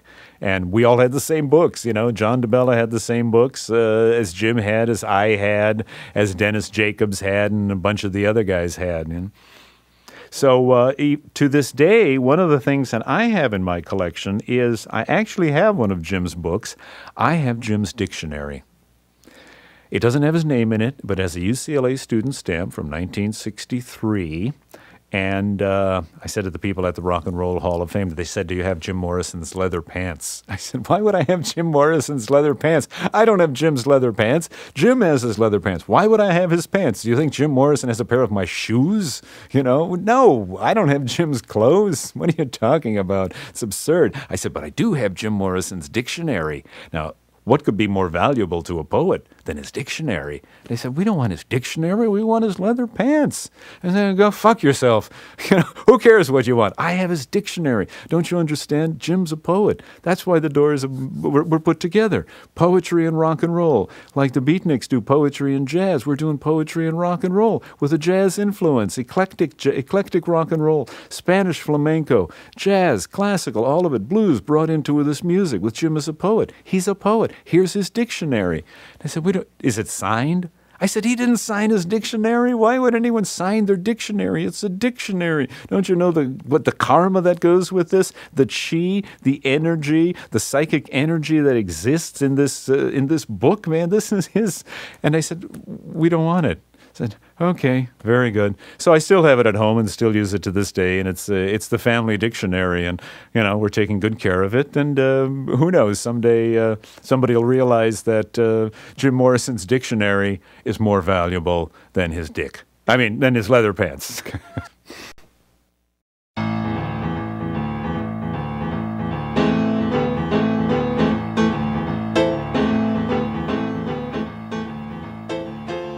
I read On the Road probably in 1958, little paperback edition. I didn't read the hardback edition, so 58, 59, I guess, is when I first read it, published in 1957. And now at UCLA, spring break, so jump quickly up to UCLA. Spring break is going on one year, 62, 63.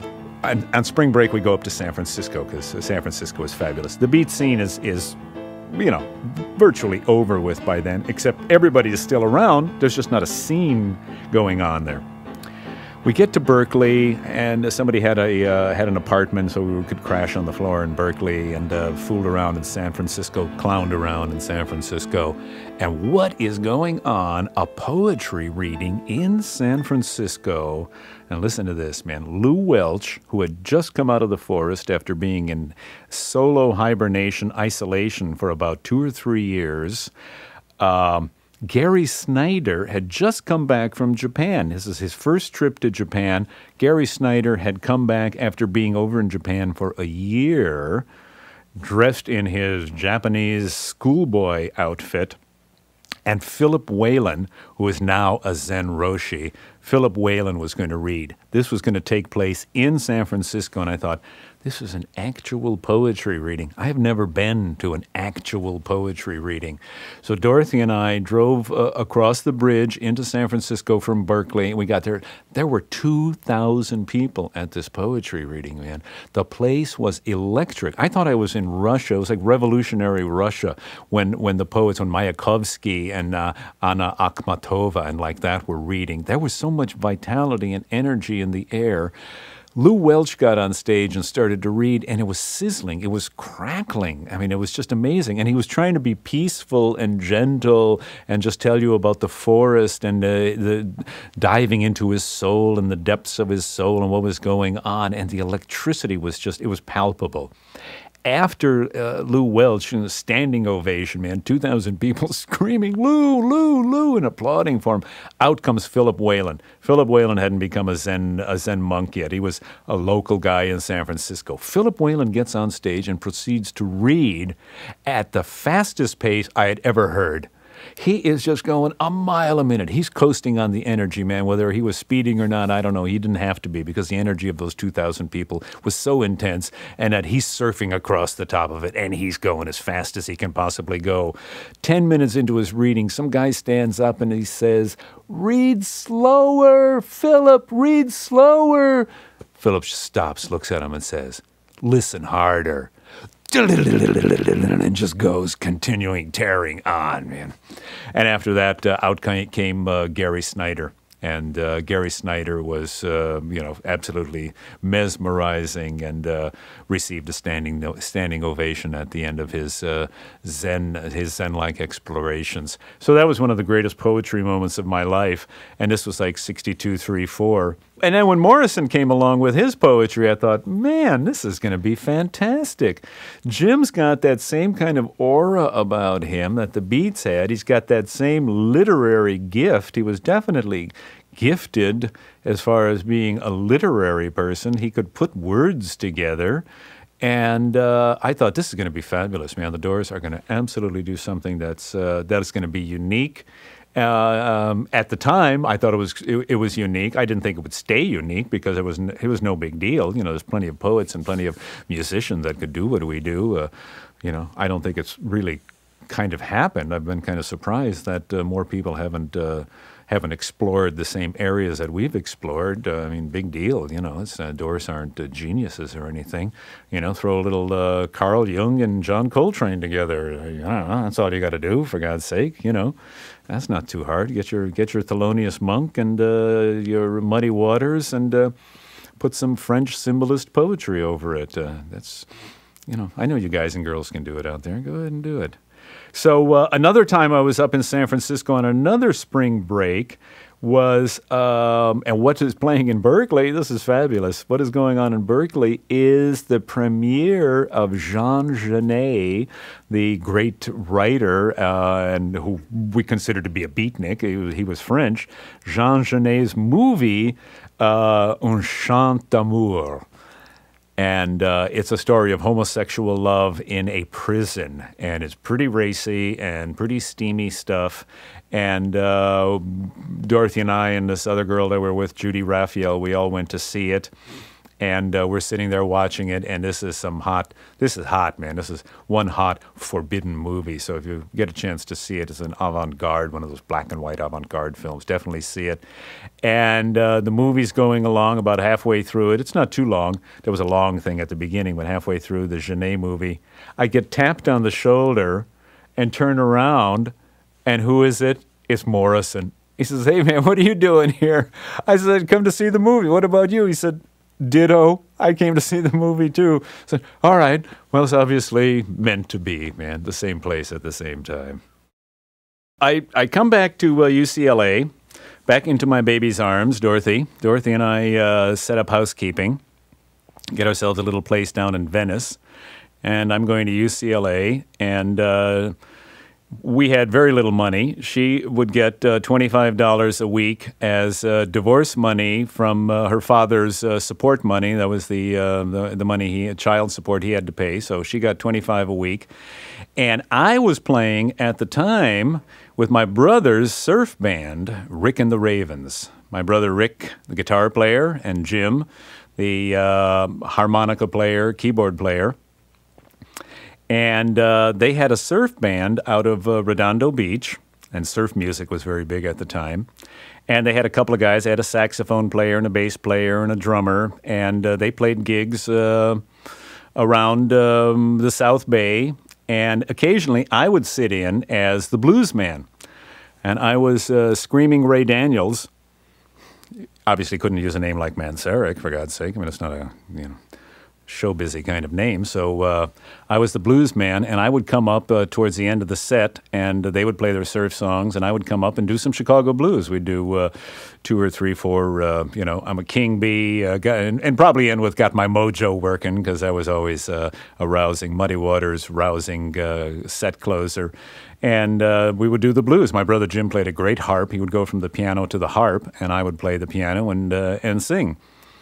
And we got a job Friday and Saturday nights at the Turkey Joint West in Santa Monica. And Dorothy always loved the name. She said, "Is there a Turkey Joint East somewhere? Why is it called the Turkey Joint West?" I said, "Honey, I have no idea. Probably it's on the ocean. Maybe that's why it's west." She said, "But just consider the idea of the Turkey Joint East." So on Friday and Saturday nights, we made $15 a man per night, so that was $30. So between Dorothy's 25 and my 30, that was $55 a week, and that kept us going, paid our rent and paid our food bill and whatnot, and kept us going through UCLA. So that went on for, gosh, I don't know, maybe a year or so even. And what I would do is have guys from the UCLA film department, they would all come down to, most of the people that I knew lived in Santa Monica and Venice, and people would come to the club, and towards the second set of the night, third set of the night, I would have the guys from the UCLA Film School come up. I would say, "Ladies and gentlemen, we've got some special guests in the audience tonight. Direct from the UCLA Film School, here's Paul Ferrara. Paul, come on up. And here's Jim Morrison. Jim Morrison, come on up, Jim. Let's." And they would come up on stage, and we'd have 3 or 4 guys on stage singing songs. And we're going to do a rousing rendition of Louie Louie. Jim, take over, man, and start singing. So that was Jim's first experience with actually singing with a rock and roll band, was at the Turkey Joint West, backed by Rick and the Ravens with Screaming Ray Daniels on blues vocals. And we would have a great time, man. That was getting Morrison on stage was fun. With Ferrara was there, DeBella would come by, Frank Lisiandro would be there, and a bunch of other guys, and you'd have a half dozen guys on stage singing songs. So I think that's what really got Jim kind of hooked into it. He liked that. He liked it a lot. And since we were good friends and hung out a lot, I used Jim as a sideman, a substitute sideman in a Rick and the Ravens gig at a high school prom down in the marina. We were going to play with Sonny and Cher. We learned 2 Sonny and Cher songs. That's all Sonny and Cher had to do, is sing "I Got You, Babe," and something else, whatever the heck song they might have had. And the gig was booked for 6 guys. The saxophone player had quit the band. We called the guy and said, "Listen, the saxophone player has quit." And the guy said, "I don't care. We're booking it for 6 guys. You have 6 guys on that stage." So I said to Jim, "Hey, listen, man, I'll tell you what. You want to play a gig?" He said, "Play a gig?" I said, "Look, here's all you got to do. Hold a guitar. We'll run the guitar cord to the amplifier, around and into the back, and we'll turn it on. We'll turn the volume down to 0. You just stand there and play the guitar, man." Sonny and Cher never showed up. Jim Morrison played guitar, never heard a note, and I think we made $25 a piece. Morrison said, sometime much later on, he said, "That was the easiest money I ever made in my life."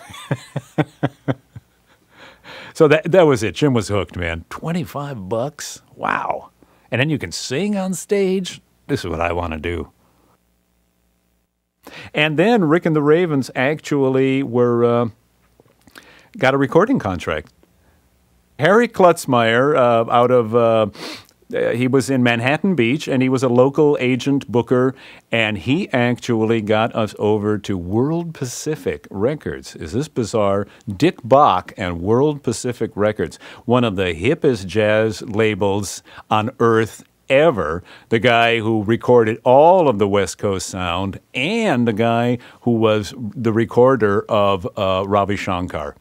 The first Ravi Shankar records, maybe they're brought out something on the East Coast, I don't know. But all the records of Ravi Shankar I know were all on World Pacific Records.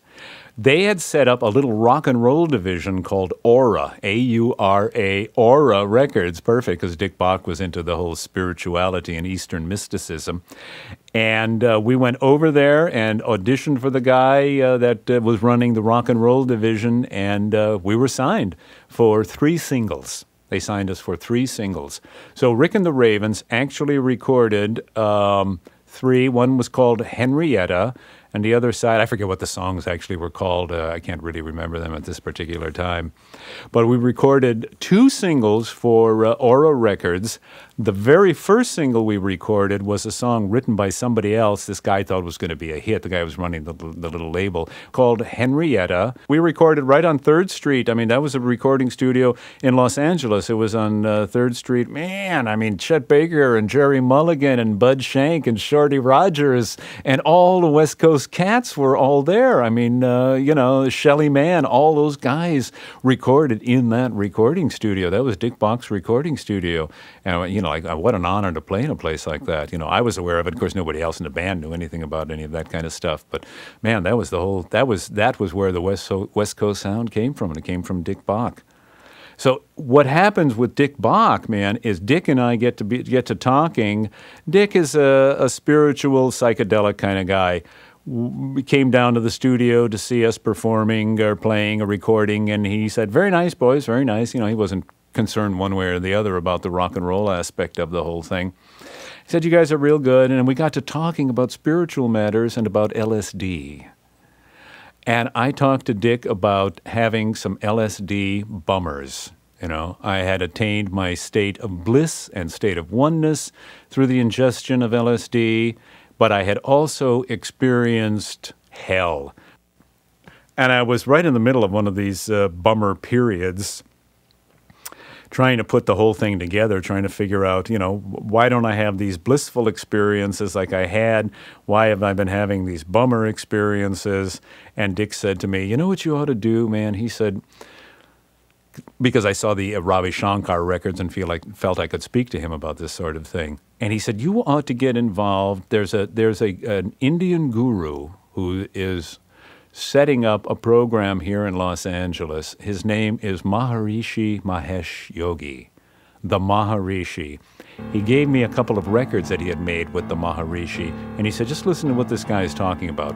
Well, the Maharishi on the records went on and on and on and just talked, put you in a hypnotic trance just from his talking. And the guy just went on and on and on. And I said, well, to Dick, I said, after listening to him, I said, well, quite frankly, I'm not listening. I'm not getting anything out of the records, but what is this mantra thing that he's talking about? And Dick said, that's what you got to do, man. He said, what you've got to do is go to this course, series of 6 lectures, and they give you a mantra. Now, what we were trying to do at the time was to attain what is called a natural high. How to stay high, like you're on LSD, without ingesting LSD. That was the whole point of it, a natural high. He said, that's what this is. This is what this is all about. And he gave me the address of where this thing was going to take place, this little course, this lecture series was going to take place. And Dorothy and I went. Now, how this impacts the Doors is, guess who else is in that course of 6 lectures at the Maharishi's Meditation Center, or at somebody's house. It was actually at somebody's house in Pacific Palisades. In that course of approximately 20 other people are John Densmore and Robby Krieger, drummer and guitar player of the Doors. Is that weird? So I went up to John and I said, listen, I hear you're a drummer. He said, yeah.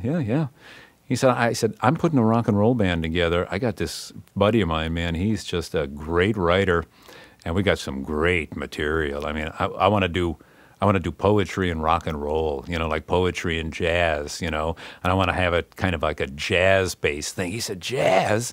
He said, are you into Coltrane? I said, Coltrane, man, I love Coltrane. He said, Elvin Jones is my idol. And he said, what about Miles? I said, Miles, I'm Bill Evans, He said, man, Philly Joe, huh? Ding, dun, dun, crack, ding, dun, dun. I love Philly Joe. And I said, well, God, I mean, this is going to work out great. I mean, here's a guy who knows his jazz, man. But we're going to do rock and roll. He said, cool. He said, I'm not good enough to be a real jazz drummer. I said, well, hell, I'm not good enough to be a real jazz piano player. I just love the stuff. If we could incorporate that into rock and roll, I said, no one's doing that, man. My buddy Jim has got these great lyrics, man. They're very poetic, and we could do all kinds of stuff around it. He said, that sounds great. Let's get together. I said, yeah, we got to get a guitar player too, though. And he points over at Robby. He said, well, see that guy, man? He's a guitar player. I said, what? Jim and I had worked out a bunch of songs, and Rick and the Ravens, not a bunch, but enough. Rick and the Ravens were sort of the backup band for the Doors. Now, we kind of plugged John Densmore into that, and we're working on some songs with my two brothers and one of their bass player buddies, and just working out some songs together. And then that started to fall apart. And we had our three single, Rick and the Ravens had their 3-single thing. Rick and the Ravens were falling apart. And we said to Dick Bach, listen, can we, I'm putting a new band together here. It's called The Doors. Can we do a demo session? And he said, well, I owe you one more record. And why don't you, instead of making that record, why don't you just go ahead, use the studio time, and go ahead and make a demo? And I said, well, that'd be great. Thank you very much. Perfect. He said, because, I'm not going to release the record. I mean, the band has fallen apart and everything. Okay, fine. That's fine. So we go into the recording studio. The bass player quits, and it was like my two brothers were the last ones left. Densmore's playing drums. My brother Rick's playing guitar. My brother Jim's playing mouth harp. Real nice, real sweet mouth harp. Harmonica. We proceeded to play 6 songs, and among those songs were the very first song we played, Moonlight Drive, and A Little Game was on there, Hello, I Love You was on there, and Summer's Almost Gone, and one or two others. And that is our official Doors demo that we walked the streets with, unable to get a record deal from anybody with the demo. It didn't work out in the least, So at the time, we're walking the streets with the demo. Rick and the Ravens have broken up, and my brothers have gone their separate ways, and that whole thing fell apart. There we are, John, Ray, and Jim, and Dorothy, and we don't have a guitar player. So we walked the streets with this demo, and we're going from record company to record company, and of course getting nowhere with it. You don't just walk in off the street with an acetate, but we thought it was so good that someone would definitely pick up on it eventually. So we went to see somebody at Liberty Records, and I was there alone with this guy, and he had a hit song, had either produced or something, some kind of vaguely outer space, outer limits kind of song, something like that. Had a pretty good instrumental hit with it. So we went in to see him, and I thought, well, here's our music. Check this out. And he listened to a few of the cuts, and he said, I don't really like it. I said, well, wait. The last song, check the last one, because it's kind of like the song that you did, that outer space thing. It's called A Little Game, because it starts with the tink, tink, tink, tink, tink, and he starts listening to it, and it just goes tink, tink, tink. Once I had a little game. I like to crawl back in my brain. Tink, tink, tink. I think you know the game I mean the game called Go Insane. And the guy heard the word Go Insane with the tink. Then the band comes in, tinky, tinky, tinky, tinky. And he said, this isn't anything like my outer space song. This is not. He said, this is sick. This is sick. This is ridiculous. Get out of here. Just get out of here. Don't you dare be comparing what you're doing to what I'm doing. And virtually threw me out of the office at Liberty Records. I said, okay, you don't have to get mad, man. I thought you might like it. It was a bunch of companies. We went to every company in Los Angeles. I mean, we walked into RCA. We walked into a Capitol. We walked into the Great Tower and all these gold records. And there's the four of us, man, in Hollywood from out of Venice. And we're in Hollywood. And we walk up to the front desk and say, "Hi, we're a rock and roll band. We're called The Doors." And, I was going to put my arm around him. "This is Jim Morrison. He's going to be a legend someday." And we looked at the girl and said, "Do you have anybody that listens to demos? Who should we see in the A&R department?" And the girl just looked up at us and said, "We don't have anybody here for you guys to listen to. There's nobody that wants to listen to your music. We don't take unsolicited demos. Sorry. Have a nice day." And she put her head back down and went back to it. And we just looked at the gold records and went, oh.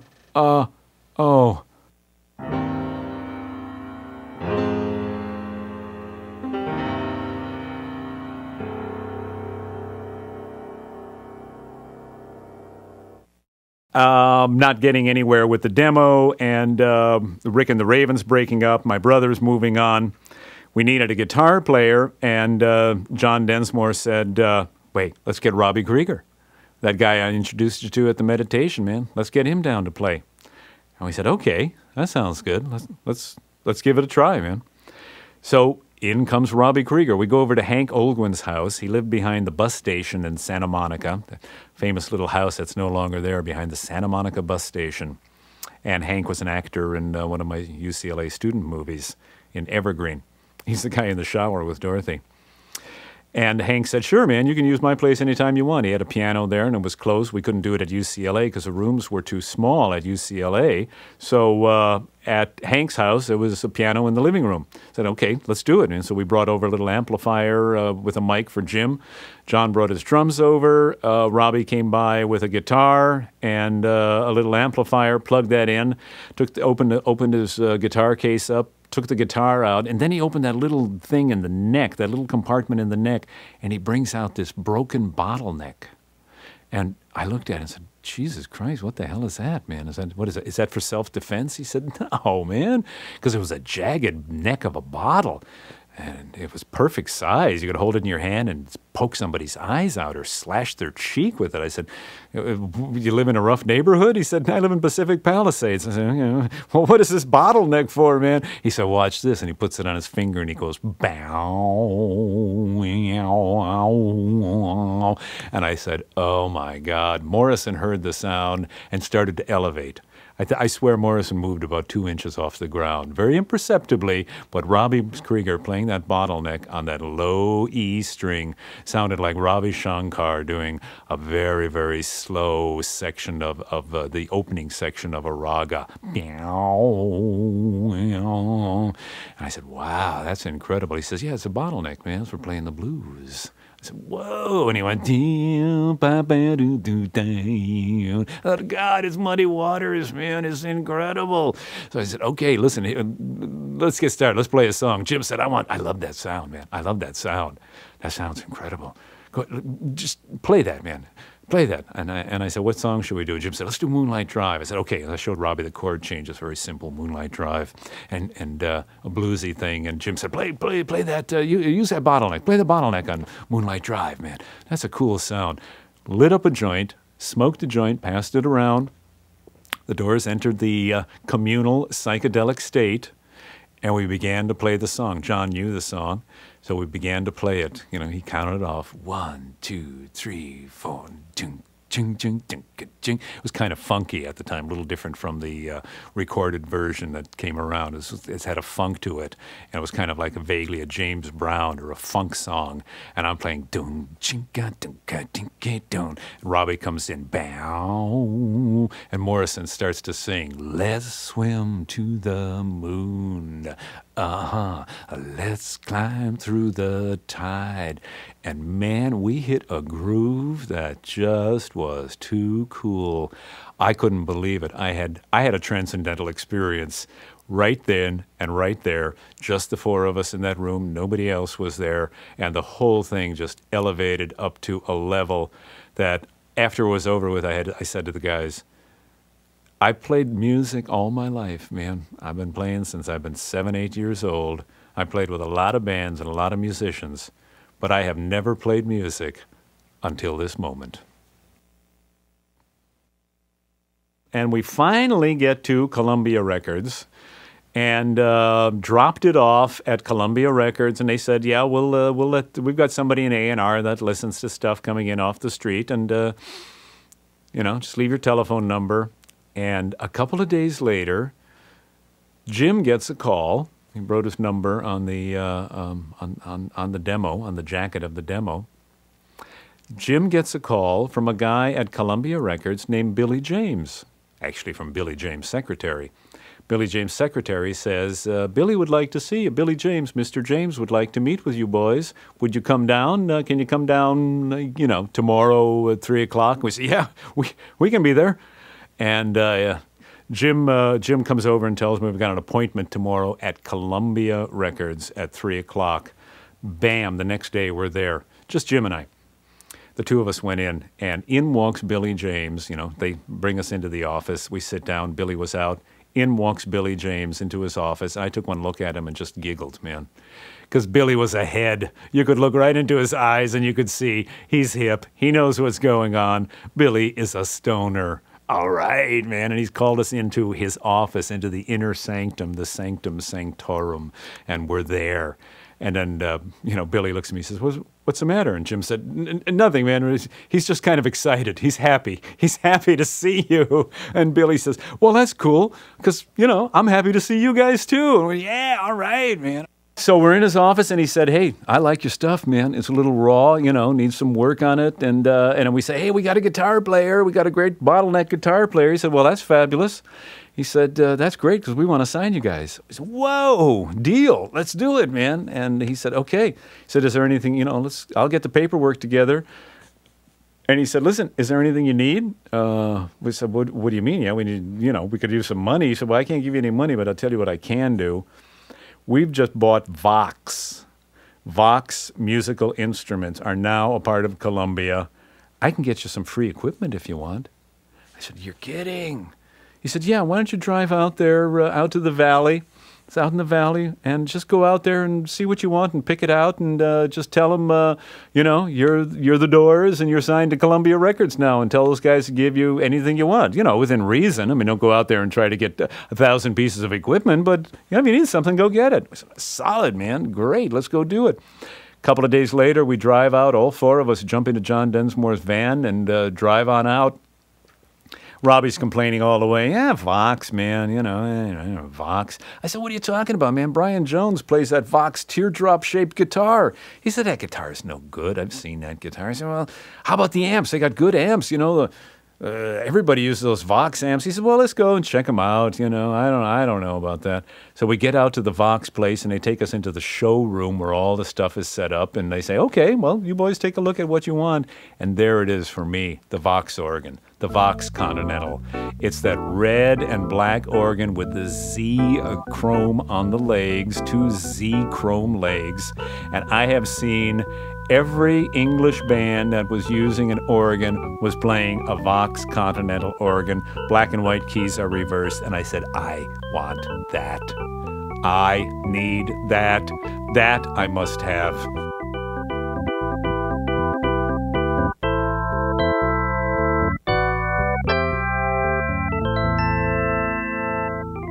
Pre-deal, John Densmore was terrific. He was a prince, man. He was, he was volatile, but then he's a drummer, and he's supposed to be volatile. He had a short fuse, and would certainly never get angry at anybody in the band. That's what was great about the Doors. Nobody got angry at the Doors. I mean, we never got angry at each other. There were never fights within the band.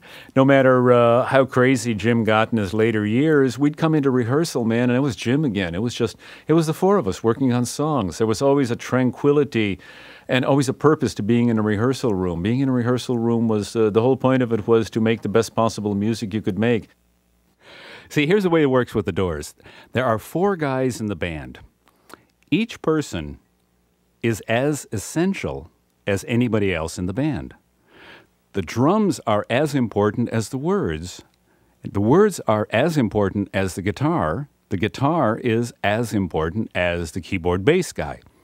Each thing contributed its 25%. people have said to me, well, Jim did everything. Well, how could Jim possibly do everything? Jim wrote words and was the singer. Jim couldn't play an instrument. Jim didn't play. You hear Doors music. That's not Jim's music. That's Ray Manzarek, John Densmore, and Robby Krieger. That's Jim singing.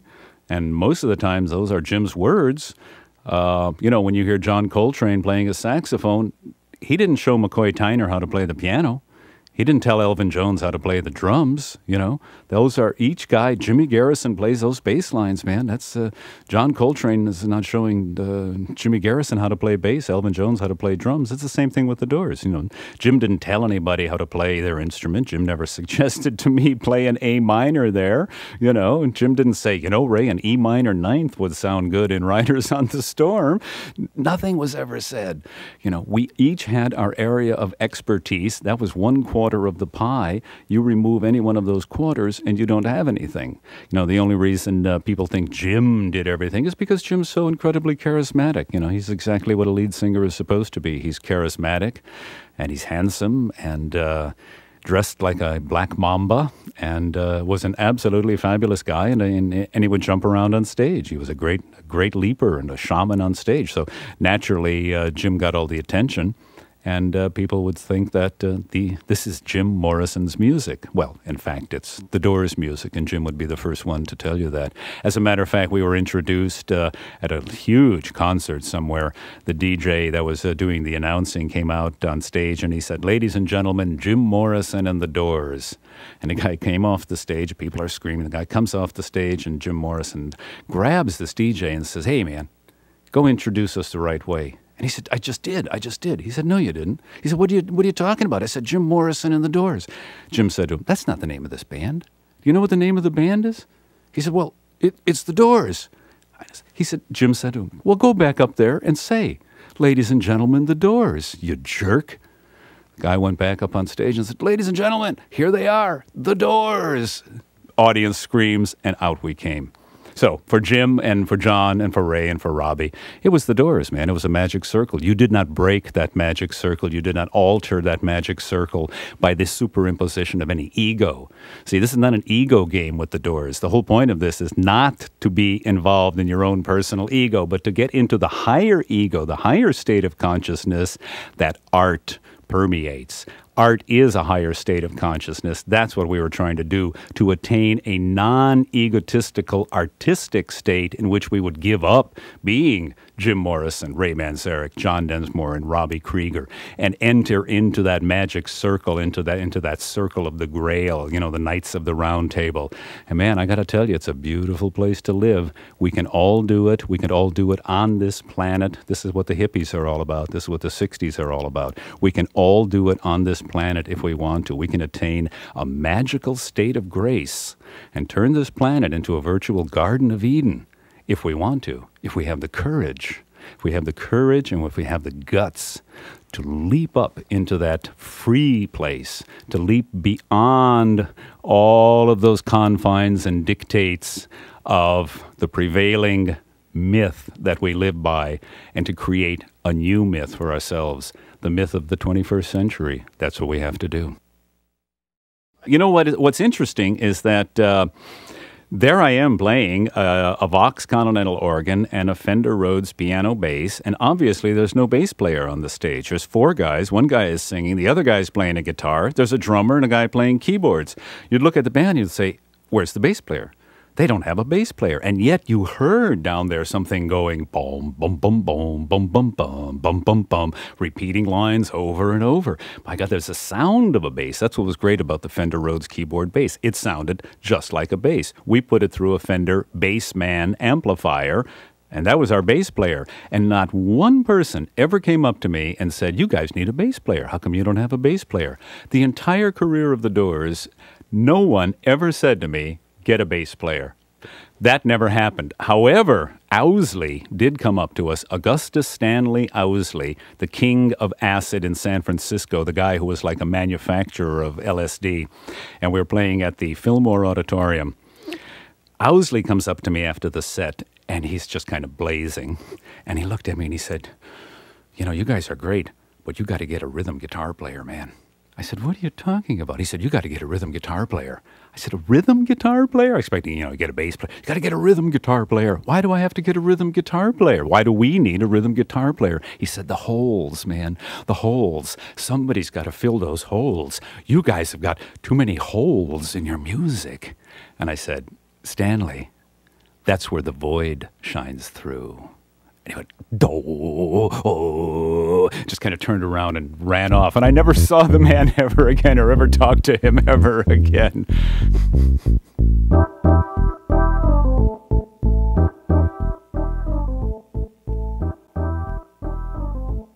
And now we could play some gigs because we had a guitarist with the bottleneck guitar. Robby had an extra guitar that he could tune to open tuning. He said, I could have one guitar tuned one way and one guitar tuned the other way. That way I don't have to keep, that's what I'll do. So he took the extra guitar. We had amplifiers, we had drums, we had a lead singer, we had a contract with Columbia Records, and we were on our way, man. We were on our way. Of course, it never quite happened the way it was supposed to. There's a 6-month period in which we were going to be recording our first single. They assigned a producer to us, a guy named Larry Marks, who was actually a very good producer, and never met him. No, actually, we did meet him. We met him once in Billy's office, and he said, hi, I'm your producer. And, okay, man, that's cool. When will we get started? He said, well, I'll call you. And about 3 or 4 months went by. We didn't hear anything from anybody.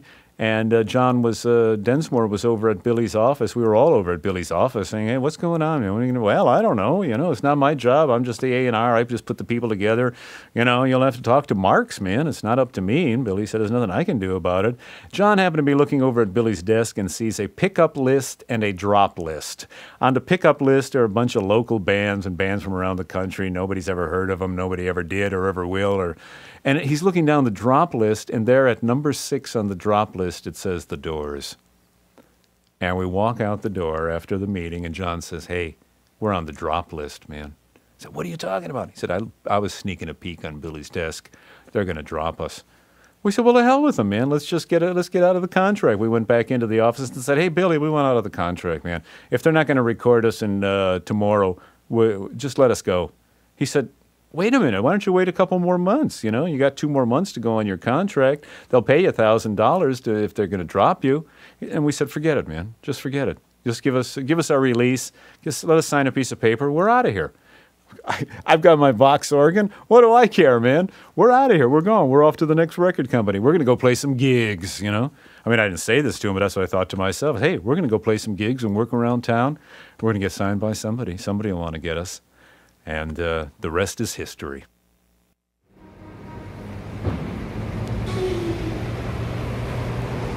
When the Doors first went into the recording studio, we knew nothing about the recording studio. I had done a couple of things, a little bit of work with Rick and the Ravens, and Dick Bach showed us a few things. And, how you mix, I was aware of how you make a mix. But as far as the technical workings of a studio, that was completely beyond me.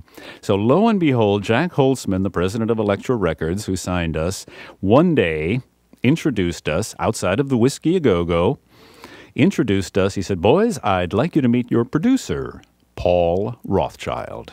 And here comes this hip dude from New York City, out of the folk scene, not out of the jazz scene, but out of the village, the Greenwich Village folk scene. And, man, I took one look at him and said, this is one of the hippest dudes I've ever seen. This guy has a brain in that head of his. He is one smart cookie. Paul starts to talk a mile a minute. He's just going to town, man. He is full of excitement, full of energy. He's about 5 years older than I am. Great. Someone that I can look up to, and a little bit more of an authority figure. I don't have to be the authority figure all the time. I'm 4 or 5 years older than the rest of the guys in the band. Frankly, I'm tired of being the authority figure. Paul, you're the authority figure in the recording studio. This is going to be absolutely great. He was definitely hip. He knew all kinds of things, very literate. Jim and Paul hit it off immediately. Paul was very literate. I hit it off with Paul from a musical perspective. We just had a great relationship all the way through the whole thing. And we met Bruce and thought he was just super, man. The man was so technically astute and a very funny guy and a very sweet human being. So Botnick and Rothschild, they were the 6 doors. There were 4 doors in the recording studio and 2 doors in the control room. The relationship between the 6 of us was absolutely magnificent. Paul was running the whole show. Botnick was doing the sound. Paul was helping him with the sound, judging the sound, and being the liaison between the musical creativity and expertise of the band and the technical expertise of Bruce Botnick, and he was the man who would go in between those 2 entities, those really non-compatible entities. But Paul Rothschild was able to bridge that gap just beautifully. And he was so creative and such a pleasure to work with in the recording studio. At the time of the Morrison Hotel album, we're in the middle of playing the blues and doing Morrison Hotel. We take a break, and Jim goes off and gets a little dinner by himself with a friend. And we had a quick dinner and stayed in the recording studio, and we're working on some tunings and some little variations and chord changes and whatnot. Paul Rothschild's got a nice little bunch of pot on the console. He's got he had 2 grades of pot that he would bring to the recording studio, WD and KD. WD was work dope, which was just kind of, you could get high, get a little buzz going, nothing serious, so that you could play. And then KD was killer dope.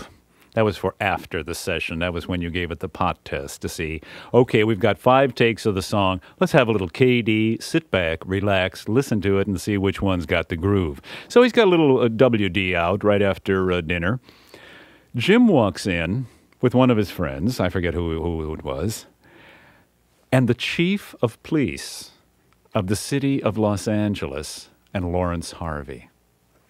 And he said, I met these 2 guys we were having something to eat over at the Garden District, and here's Tom Redden and Lawrence Harvey. Rothschild hits the ceiling, comes back down, and very coolly takes this entire bunch of pot that he had on the console and starts sweeping it into an open door and going and blowing all of the little grass off. And for the rest of the evening, man, Tom Redden and Lawrence Harvey sat in the control room, right, breathing on Rothschild's neck while we're out there doing Roadhouse Blues. Thanks, Jim. Bring the chief of police in. You have to understand that Dorothy Fujikawa was totally supportive of the whole thing because we were lovers. Dorothy and I met at UCLA. We never intended to be rich or famous. She was not involved in the rock and roll scene. She was an art student at UCLA. I was in an art class at UCLA. Learning how to draw storyboards is what I was going to do. I was going to draw a storyboard. That's why I was taking this art class. And I found I had no talent that way, could not do it at all. I wanted to be like Eisenstein and draw the storyboards. Didn't work out in the least. I couldn't draw anything. However, sitting on the other end of the class by a window, the window was open, and it was the fall semester. It was warm. The window was open. Is this lovely Japanese chick, and I said, "My God, she is just so beautiful." Little by little, we got to talking and became lovers, man. And we were going to be artists. We were going to go to New York City if we didn't make it in Los Angeles, and I would have been more than happy just to do documentary films in New York and work on documentaries, get a little place in Brooklyn Heights looking back over across the river. And we never intended to be rich or famous or anything. We just intended to be boyfriend and girlfriend and live the life of artists, starving, struggling artists. So she was always there. It was one of my artistic pursuits, called a rock and roll band. She thought, this is a good idea. And she thought Jim was terrific. She thought the songs were terrific. So she was always there, totally supportive, totally backing. And as a matter of fact, Dorothy Fujikawa worked while Ray Manzarek and Jim Morrison were at UCLA working out those songs in the music room at UCLA. Dorothy was supporting us. She was the one who had a job. She was the only person who had a job between the 3 of us. The money she brought home supported for, God, a good 3-4 months there. The money she brought home supported Manzarek, Morrison, and Fujikawa.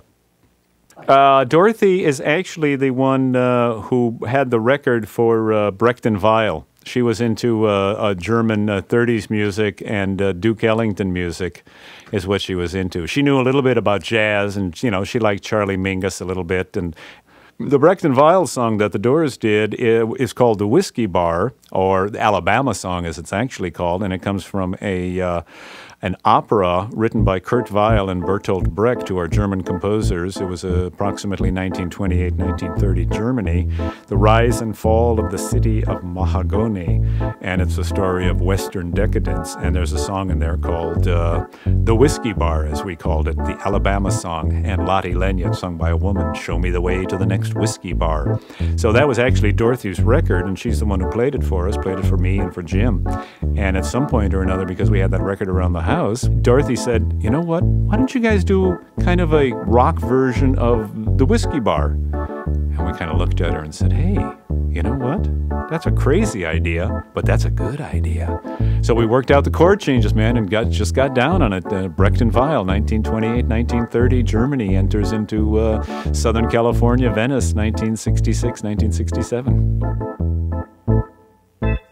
Dorothy and I had been living together since 63, 64. We got married in 1967 on December 21st, 1967. And Jim Morrison was our best man. Pamela, his girlfriend, was the bridesmaid, the maid of honor. And the four of us went downtown to City Hall and got married along with 75 other couples who, one by one, would, waiting in a big holding bullpen, one by one, we would come into the judge's chambers, and like in a 2-minute ceremony, he would marry you, and out you'd go, and here comes the next one.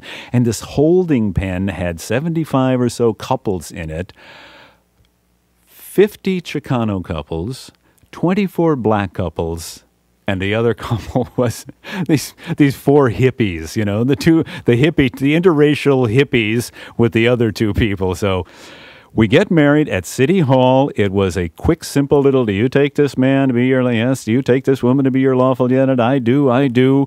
We got how many rings? A 1-ring ceremony. You may put the ring on the bride's finger. And I got this huge snake ring at Woolworth's, a coiled snake with a great big red ruby on its head. It was like a garish, ridiculous kind of, I don't know what, you know, El Chicano Grande kind of ring down on, you know, on Broadway. Put this ring on her finger, and she's holding her, and Morrison breaks out laughing right in the judge's chambers. He was stifling, holding his hand up in his mouth, stifling the biggest roar I've ever heard come out of him. And the judge didn't bat an eyelash, saw the ring go on. Next! In came the next couple. Jim and I and Dorothy and Pam go off to Olvera Street. We have a luncheon. It was about 12:30, 1 o'clock by the time we got to Olvera Street. Had margaritas and enchiladas on Olvera Street, and that was our wedding ceremony, just the four of us. And Dorothy and I are still married to this very day. And then the next night, or that night or the next night, was our honeymoon. And our honeymoon was a performance at the Shrine Auditorium with the Grateful Dead. A big psychedelic light show hippie fest at the Shrine Auditorium in Los Angeles. The Grateful Dead played, and then out came the Doors. And Jim said, I'd like to take this opportunity to congratulate Ray and Dorothy, the married couple. Would you give a big round of applause, please, for Ray Manzarek and Dorothy Fujikawa, who are now Mr. and Mrs. Raymond Daniel Manzarek. And the whole place broke up in a big applause. And Dorothy was off to the side of the stage, blushing, of course. And I said, come here, honey, step out on stage with me. And we took a little bow, and she ran off. I think that was the only time Dorothy's ever been on stage, and just blushed, totally embarrassed, and played with the Grateful Dead, man. And Jim and Pam, God bless them, you know, they're both gone. They're both on the other side. They've broken on through to some other realm, into the higher realm. They are now energy in the sun. They are in the ether. Romeo and Juliet are united forever in that romantic place that we're all going to go to someday. Well, at the time, in the middle of the psychedelic era, the whole thing was to be yourself and to do your own thing. That was, you did your own thing, and nobody got in your space, and you didn't get into anybody else's space. I guess that's why people were able to get along. That's why this whole idea of peace and love and brotherhood and harmony all happened, because you were allowed to do your own thing, quote unquote. I wouldn't judge you. You wouldn't judge me. I'm not going to judge what you wear. Morrison said, I want to put on leather pants. I thought to myself, This is totally insane. Why would a man want to enclose the entire lower half of his body in leather? Why would he want to have leather over his penis? Wait a minute. Come to think of it, I think I understand now. Oh, I get it. Is that why? All right. So anyway, I thought it was ridiculous that Jim wanted to wear leather.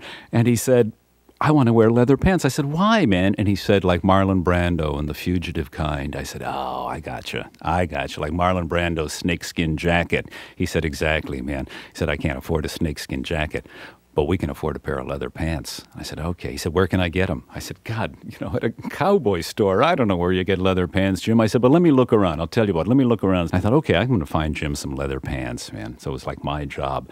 In Beverly Hills is a leather shop, a man called Mark Hart.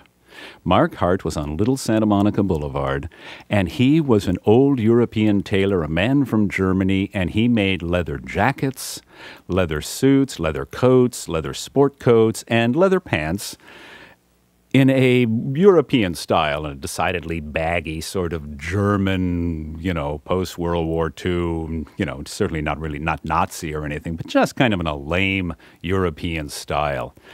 And I went into the shop and I said, can you make leather pants? He said, of course I can make leather pants. That's what I do here. I said, show me some leather. He said, this is glove leather. Look at this. This is kid glove leather. And I looked at this leather, and it was the softest leather I'd ever felt. And I said, I'm going to be back in a little while with my friend.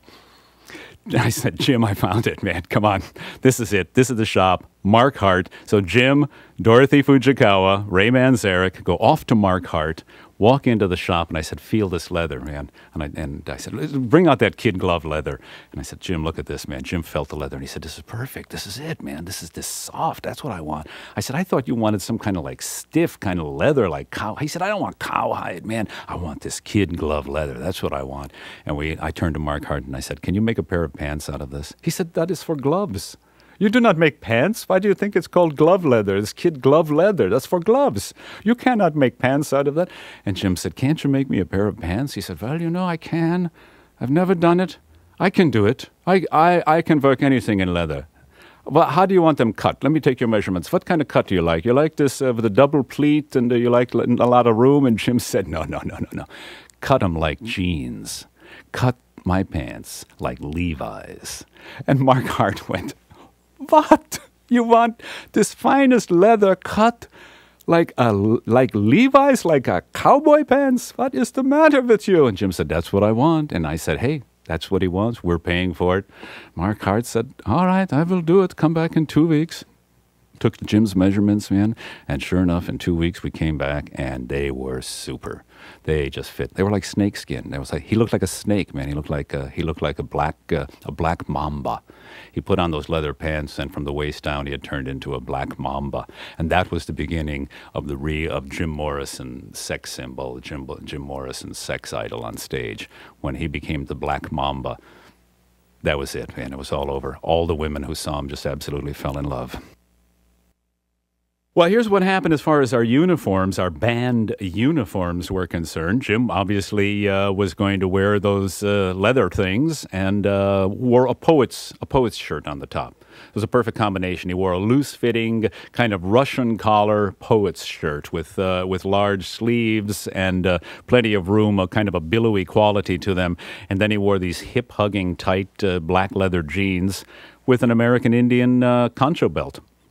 That along with your boots. Everyone wore boots at the time.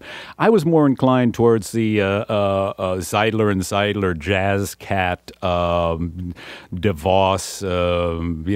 that kind of look. Basically, the look that I wanted to affect on stage was Miles Davis in a Continental suit.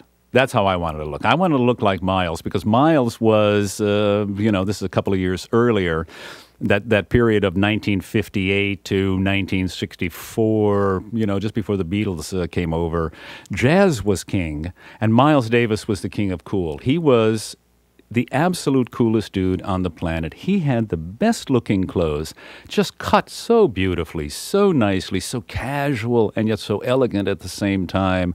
And he had this Ferrari, and he had this great looking, his wife Fran was absolutely gorgeous, and he had a 5-story brownstone in New York, and he played the coolest jazz, and he played with Bill Evans and Cannonball Adderley and John Coltrane, and that Miles Davis album, Kind of Blue, was just an absolute killer, and the man who played that music and was in charge of it was just the coolest dressing guy on the planet. That's how I wanted to look. That's how I wanted to be. That's how I wanted to live. You know, that was what I wanted, a New York penthouse apartment, you know, a little brownstone, something like that. Something small and something elegant and something very, very choice. So Dorothy and I, you know, that's how we try to live our lives. I mean, we still do, for that matter. You know, I don't have a mansion. I don't have an estate. I don't have a gate. You know, we've got a small house, very tastily furnished, and I always like to think I'm overlooking Central Park somewhere. You know, I'm in New York City. I mean, we live in California, but I'm in New York City overlooking Central Park, a little bit of art on the walls, and, you know, put on some Issey Miyake and Comme des Garçons. I'm fine, man. John and Robby were more into, because they were into Maharishi's meditation and really took to it hook, line, and sinker, were kind of into an Indian flower child sort of motif. So their outfits were handmade by some of the local flower girls of Los Angeles. So, you know, they were definitely wearing, and Jim was wearing hand-tailored things too by Mark Hart, and the girls were making more Maharishi-inspired flower child garments for John and Robby. So we had a guy in the suits. You know, I was always wearing suits. I didn't wear ties, although I did on the first album. I wore a tie. Well, Miles had a tie on all the time, you know, Train, and I mean, all the guys, all the jazz cats were completely dressed. They all had ties on. Coltrane is playing his brains out. He's elevating into the fifth dimension, and he's wearing a coat and tie, you know. And Elvin Jones is the absolute volcano of the universe, who is creating, the man is creating the universe on his drums, and he's wearing a coat and tie. So, you know, I didn't see a coat and tie and passion being mutually exclusive. So for me, I could be as passionate as I could possibly be on the keyboards. I still wear a coat and tie. That had nothing to do with it. But for the most part, I didn't wear a tie. It was kind of restricting. Anyway, I would wear suits and sport coats and, you know, and try to shave and keep my hair combed. Jim's wearing black leather and poet shirts, and John and Robby are flower children. And basically, that's Los Angeles. That's the blend and the brew of Los Angeles, you know. You've got the Wild West as the lead singer up front, the shaman, you know, the Black Mamba, the Snake Man up front, the Lizard King is the lead singer. You've got a couple of local boys who are meditators and flower children. And then you've got the guy from, you know, the New York Brownstone, who's been influenced by beatniks and Evergreen Review and the Jazzers. And that's basically, that's the Doors, man. A tour for the Doors was 5 nights. We were never going to go out and do a 60-city tour. What is the point of that? This is all, you know, who wants to go out and play a 60-city tour? That is so predictable, so mundane, and so boring that you as a musician, by the time you've gotten to the 35th city, all you're doing is going by rote. No improvisation, no fooling around, no intensity. Everything's got to be done exactly the same way every night to go along with the light show. Because you've got the lights on cue. The lights are all computerized. Well, you better play your show according to those computerized lights. You know, I'm going to play to lights? No. The light man works his show to me. We would go into a town and they would say, what kind of lights do you have? Well, we don't have lights. Don't you guys have lights in the auditorium? Yeah, well, we got lights. Okay. Well, if a song is going fast, make the lights brighter. If it's a slow song, make them kind of darker. And you got a spotlight man? Yeah, well, follow Jim Morrison. He's the lead singer. When he's not singing, the guitar player is playing. Move the spot over to him.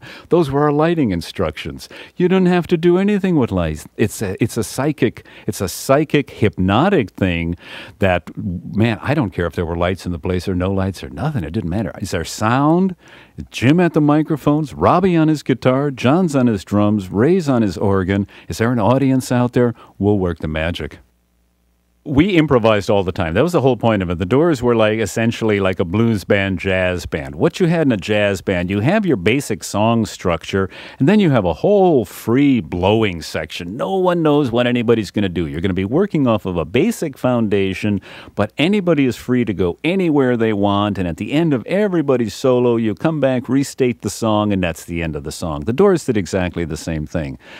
We would have, like when the music's over, it could go anywhere, man. You know, the song starts the way it starts. It's a song in E minor. It's going to be a long improvisation, and there's going to be a long section in the middle in which Jim can do whatever he wants. I can play whatever I want. It kept it always fresh for us, always exciting. And since we didn't play a lot of gigs, we were completely charged, completely wired. We had so much energy that you'd go into a place and you would just blast, man. You would just go like John Holmes, you know, like Jack Kerouac screaming at Allen Ginsberg when Ginsberg first read Howl. He was screaming at him, "Go, man, go." John Cleland Holmes' novel is called Go. That's what the Doors did. We'd go into a town and we would go, and it would be hard and fast and hot and passionate and sensuous. That's what the music is all about. You'd play your 4 or 5 nights, man, and you'd be fried, you'd be burnt. We'd go home. We'd rest up. We'd go to the beach. We'd go to Venice. We'd go up to Laurel Canyon. We'd cool it. We'd goof a little bit. 3 weeks later, we'd go out and play some other section of the country. We'd go down to Texas. All right, cool. We're going to play Texas, man. Let's go get some barbecue and just burn them and smoke them down there. And that's the only way. That's the only way to do music. If you go out and play too many gigs and stay on the road too long, you're just going to become an automatic machine. The jazz guys can do it because they improvise. See, that's why they can get away with it. For them, it's a constant improvisation. So the future is always unknown. The future is unknown. You're always stepping into it. Every night you're stepping off reality into the void, and you're going to create a new reality. Man, so many of the rock bands go out today and have been for quite a while now. You know, since the mid-'70s, those monster tours got started with the light shows. I feel sorry for those guys, man. Well, you know, the live recordings of the Doors, people say they hold up real well. I suppose they do. You know, that's not for me to judge because I was on the inside playing the stuff. But I got to tell you, man, that once again, we were all going balls out, improvisation. Let's see where it can take us. You know, sometimes you capture the magic, sometimes you don't. Sometimes you eat the bear, sometimes the bear eats you.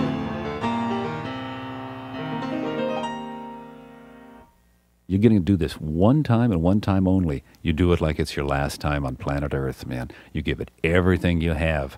And you know what? It's joyous. You don't burn yourself out. You don't blow yourself out. Instead, you get charged with energy. You get charged with the chi, as the Chinese say, the energy, the cycles of life and death and love and sex and energy of the planet, the energy of the sun. It just charges you. You can race through this kind of stuff and feel completely and totally alive. And we can all do it. The Doors did it, you know, and we're still talking about the Doors. That's why I'm here talking to you now, because we all tapped into that energy. And, man, everybody who's listening to this, you guys can do it too. All you got to do is open the doors of perception. All you have to do is open your heart and let that sun shine in. People say to me, why is your music still popular, Ray? Why is it still going on today? And the only thing that I can think of is that it represents a freedom to the bound and constricted age that we're now living in. It's an antidote to the constriction of the 90s. I feel that we're so bound up and constricted and afraid of each other and afraid to let ourselves open up to another human being that we're going to be laughed at, we're going to be mocked, we're going to be hurt, we're going to be exposed for the fools that we are. Well, guess what, folks? We're all fools. We're all weak. We are all pathetic little losers. That's what the Doors realized about each other and said, hey, you know what? Let's support each other. Let's make this community. Let's find this moment in time, this perfect Zen moment that we can transcend our fears, our ego, our time, our place, and enter this timeless state. It's the same place that everybody can enter. It's the human destiny. It's not a trick or something, and it's not something that is only allowed for certain human beings. It's the point of being a human being. It's where we are going. It's where we have to get to. Dare I say it? We are God. God is us. We are everything. God is everything. There is no death. There is only life, infinite life that goes on and on and on, and power and energy and passion. Let's grab that energy, man. Let's grab that power and work with it. And that's what we tried to do. That's what the Doors tried to do and on stage and in the recording studio. Capture that power. Because we were all psychedelic. We were all heads. You know, the Doors are a bunch of acid heads, man. The Doors were called, quote, unquote, the kings of acid rock. Well, that's what we were into. We were acid heads, you know. I don't know if we played acid rock. I think we played something a little different. I'm not sure what you'd categorize Doors music as. Perhaps it's a category in and of itself. But man, that state of enlightenment and that state of oneness that you enter into.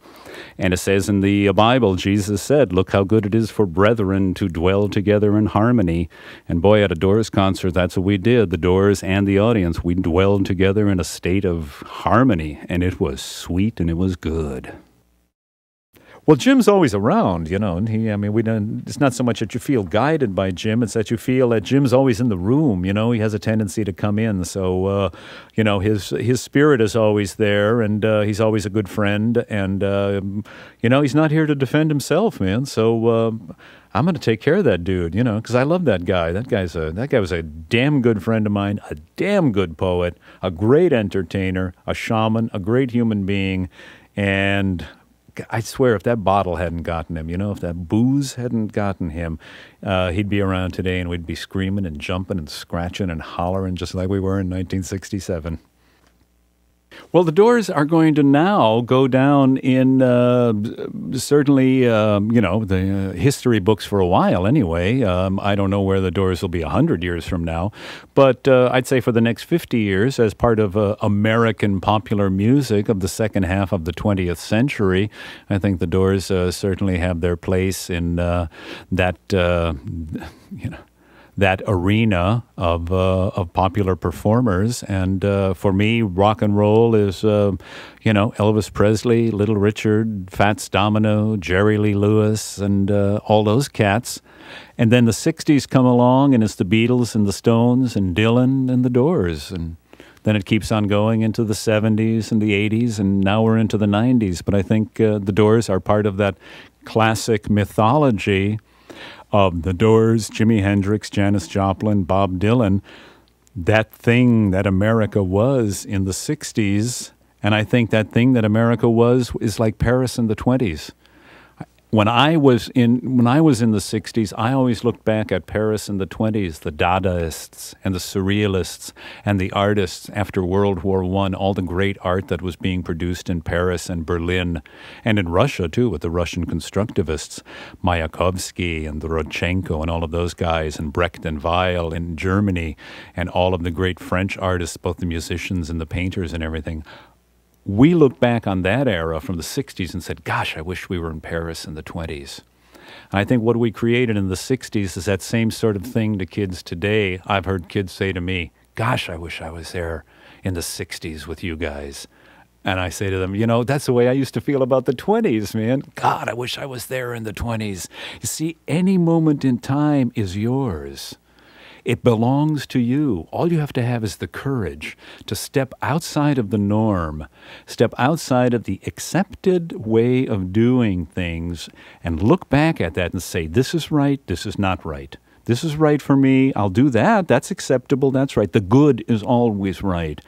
The bad and the evil I must turn my back on. I must shun the evil. The darkness is good because that's where the secrets lie. So the kids today, you can all become like we were in the 60s. Man, all you have to do is do it. All you have to do is have the courage to do it and the courage to want to change the way things are. And I would highly advise we better change this society and turn America into what it is supposed to be, the land of the free. The free, first of all, the land of the free and the brave, because we hold these truths to be self-evident, that all men are created equal.